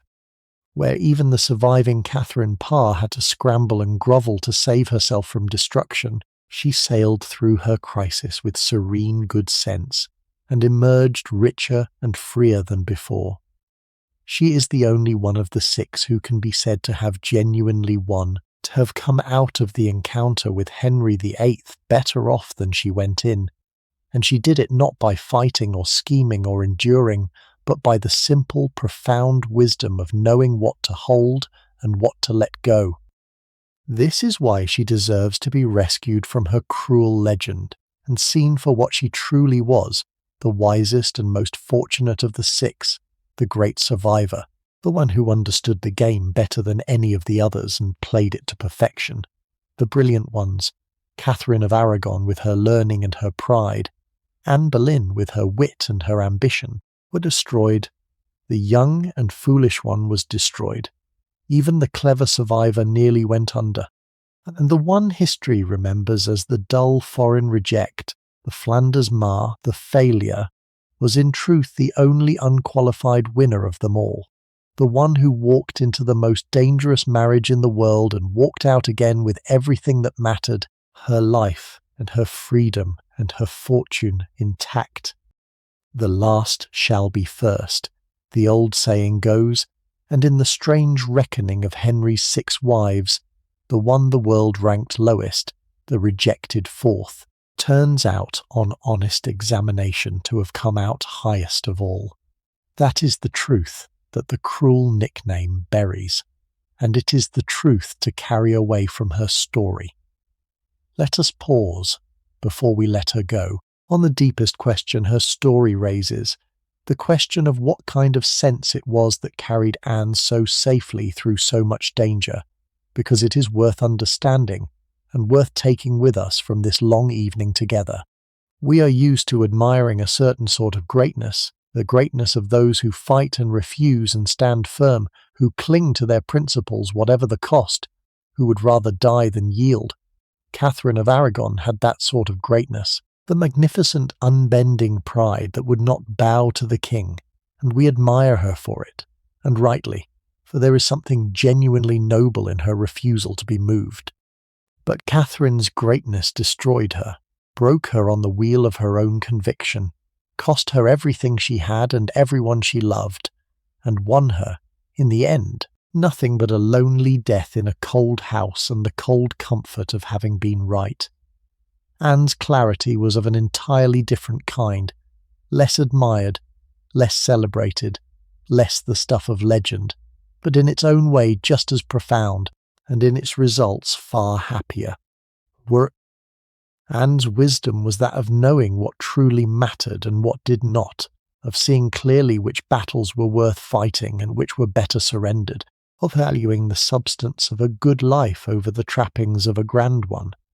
She did not cling to the crown, because she understood that the crown was not the prize it appeared to be, that it was in fact a deadly thing that had destroyed every woman who grasped at it. She did not fight for her marriage, because she understood that the marriage was a misery she was well rid of, and that the man on the other side of it was dangerous beyond reason.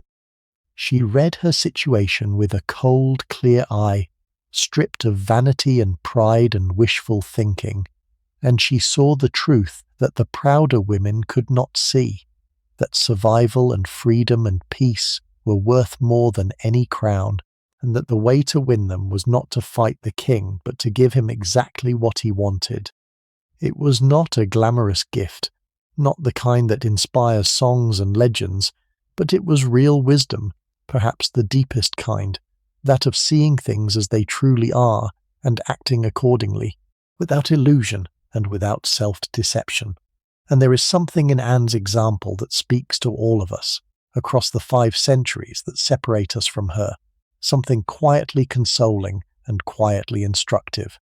For most of us will never have to choose whether to defy a murderous king, but all of us, in our smaller ways, face the choice that she faced, the choice between clinging and letting go, between fighting for things that are destroying us and having the sense to release them, between the grand gesture that satisfies our pride and the humbler path that actually leads to peace. Anne reminds us that there is no shame in stepping back from a battle that cannot be won, that letting go of a thing we thought we wanted can be the beginning of freedom rather than the end of hope, that the loudest and proudest are not always the wisest, and that sometimes the person who seems to have lost has in truth seen most clearly of all. Her story is a lesson in the underrated virtue of knowing when to yield, a virtue that looks like weakness and is in fact a rare and difficult strength. So when you think of Anne of Cleves, if you think of her at all after tonight, try to set aside the cruel old caricature, the Flanders mare, the dull rejected failure, and remember instead the truth of her, which is so much better and so much more interesting. Remember the sheltered girl from the Green River country who was thrown alone into the most dangerous court in Christendom, and who read it and understood it and mastered it more completely than any of the clever, brilliant women around her. Remember the woman who walked into the lion's den and walked out again alive and rich and free, who gave up a crown that killed women and gained in its place a long and peaceful life lived on her own terms. Remember the survivor, the last one standing, the quiet winner of the deadliest game of her age. She was not the failure the legend makes her. She was the wisest of them all, and the most fortunate, and the proof of it is that while all the others came to grief, she alone lived on and died old, and rests in honour in the great royal abbey itself. The woman everyone underestimated, who quietly, cleverly won. And so the candles are burning low, and Anne's long story is told, all the way from the slow brown river of her childhood to the quiet honoured grave at Westminster, and there is nothing left to do tonight but let it settle, and let yourself drift down towards sleep. Let the cruel little nickname fall away, and the laughing court, and the cold king who could not see what was in front of him. Hold instead, as you go down into the dark, the truer picture, the woman who walked into the lion's den and walked out again with her life and her freedom and her fortune, the one who outlasted them all. There is a deep and quiet comfort in her story when you understand it rightly, the comfort of knowing that the loudest and proudest do not always win, that the ones the world overlooks are sometimes the ones with the surest grip on what truly matters, that a clear eye and a steady nerve and the wisdom to bend can carry a person safely through dangers that destroy the brilliant and the bold. Anne understood what mattered. She chose life and freedom and peace over the glittering, deadly prize that the others clutched at. And she was right, and she lived, and she died old and safe in her own bed, the last one standing. Let that be the thought that carries you down into sleep, the gentlest and the wisest of lessons, that there is no shame in surviving and no defeat in choosing peace, and that sometimes the one who seems to have lost has in truth won the only game that counts. If you have found something restful here tonight, in this slow walk through a life lived so long ago, then you are very welcome to subscribe before you go, so that the next of these long evenings finds its way to you when you need it. Wherever you are in the world tonight, and whatever the hour, I hope the dark is kind to you, and the bed is warm, and the morning, when it comes, is gentle. Sleep well, stay warm, be kind to the people in your house, and I will see you in the next one. Good night.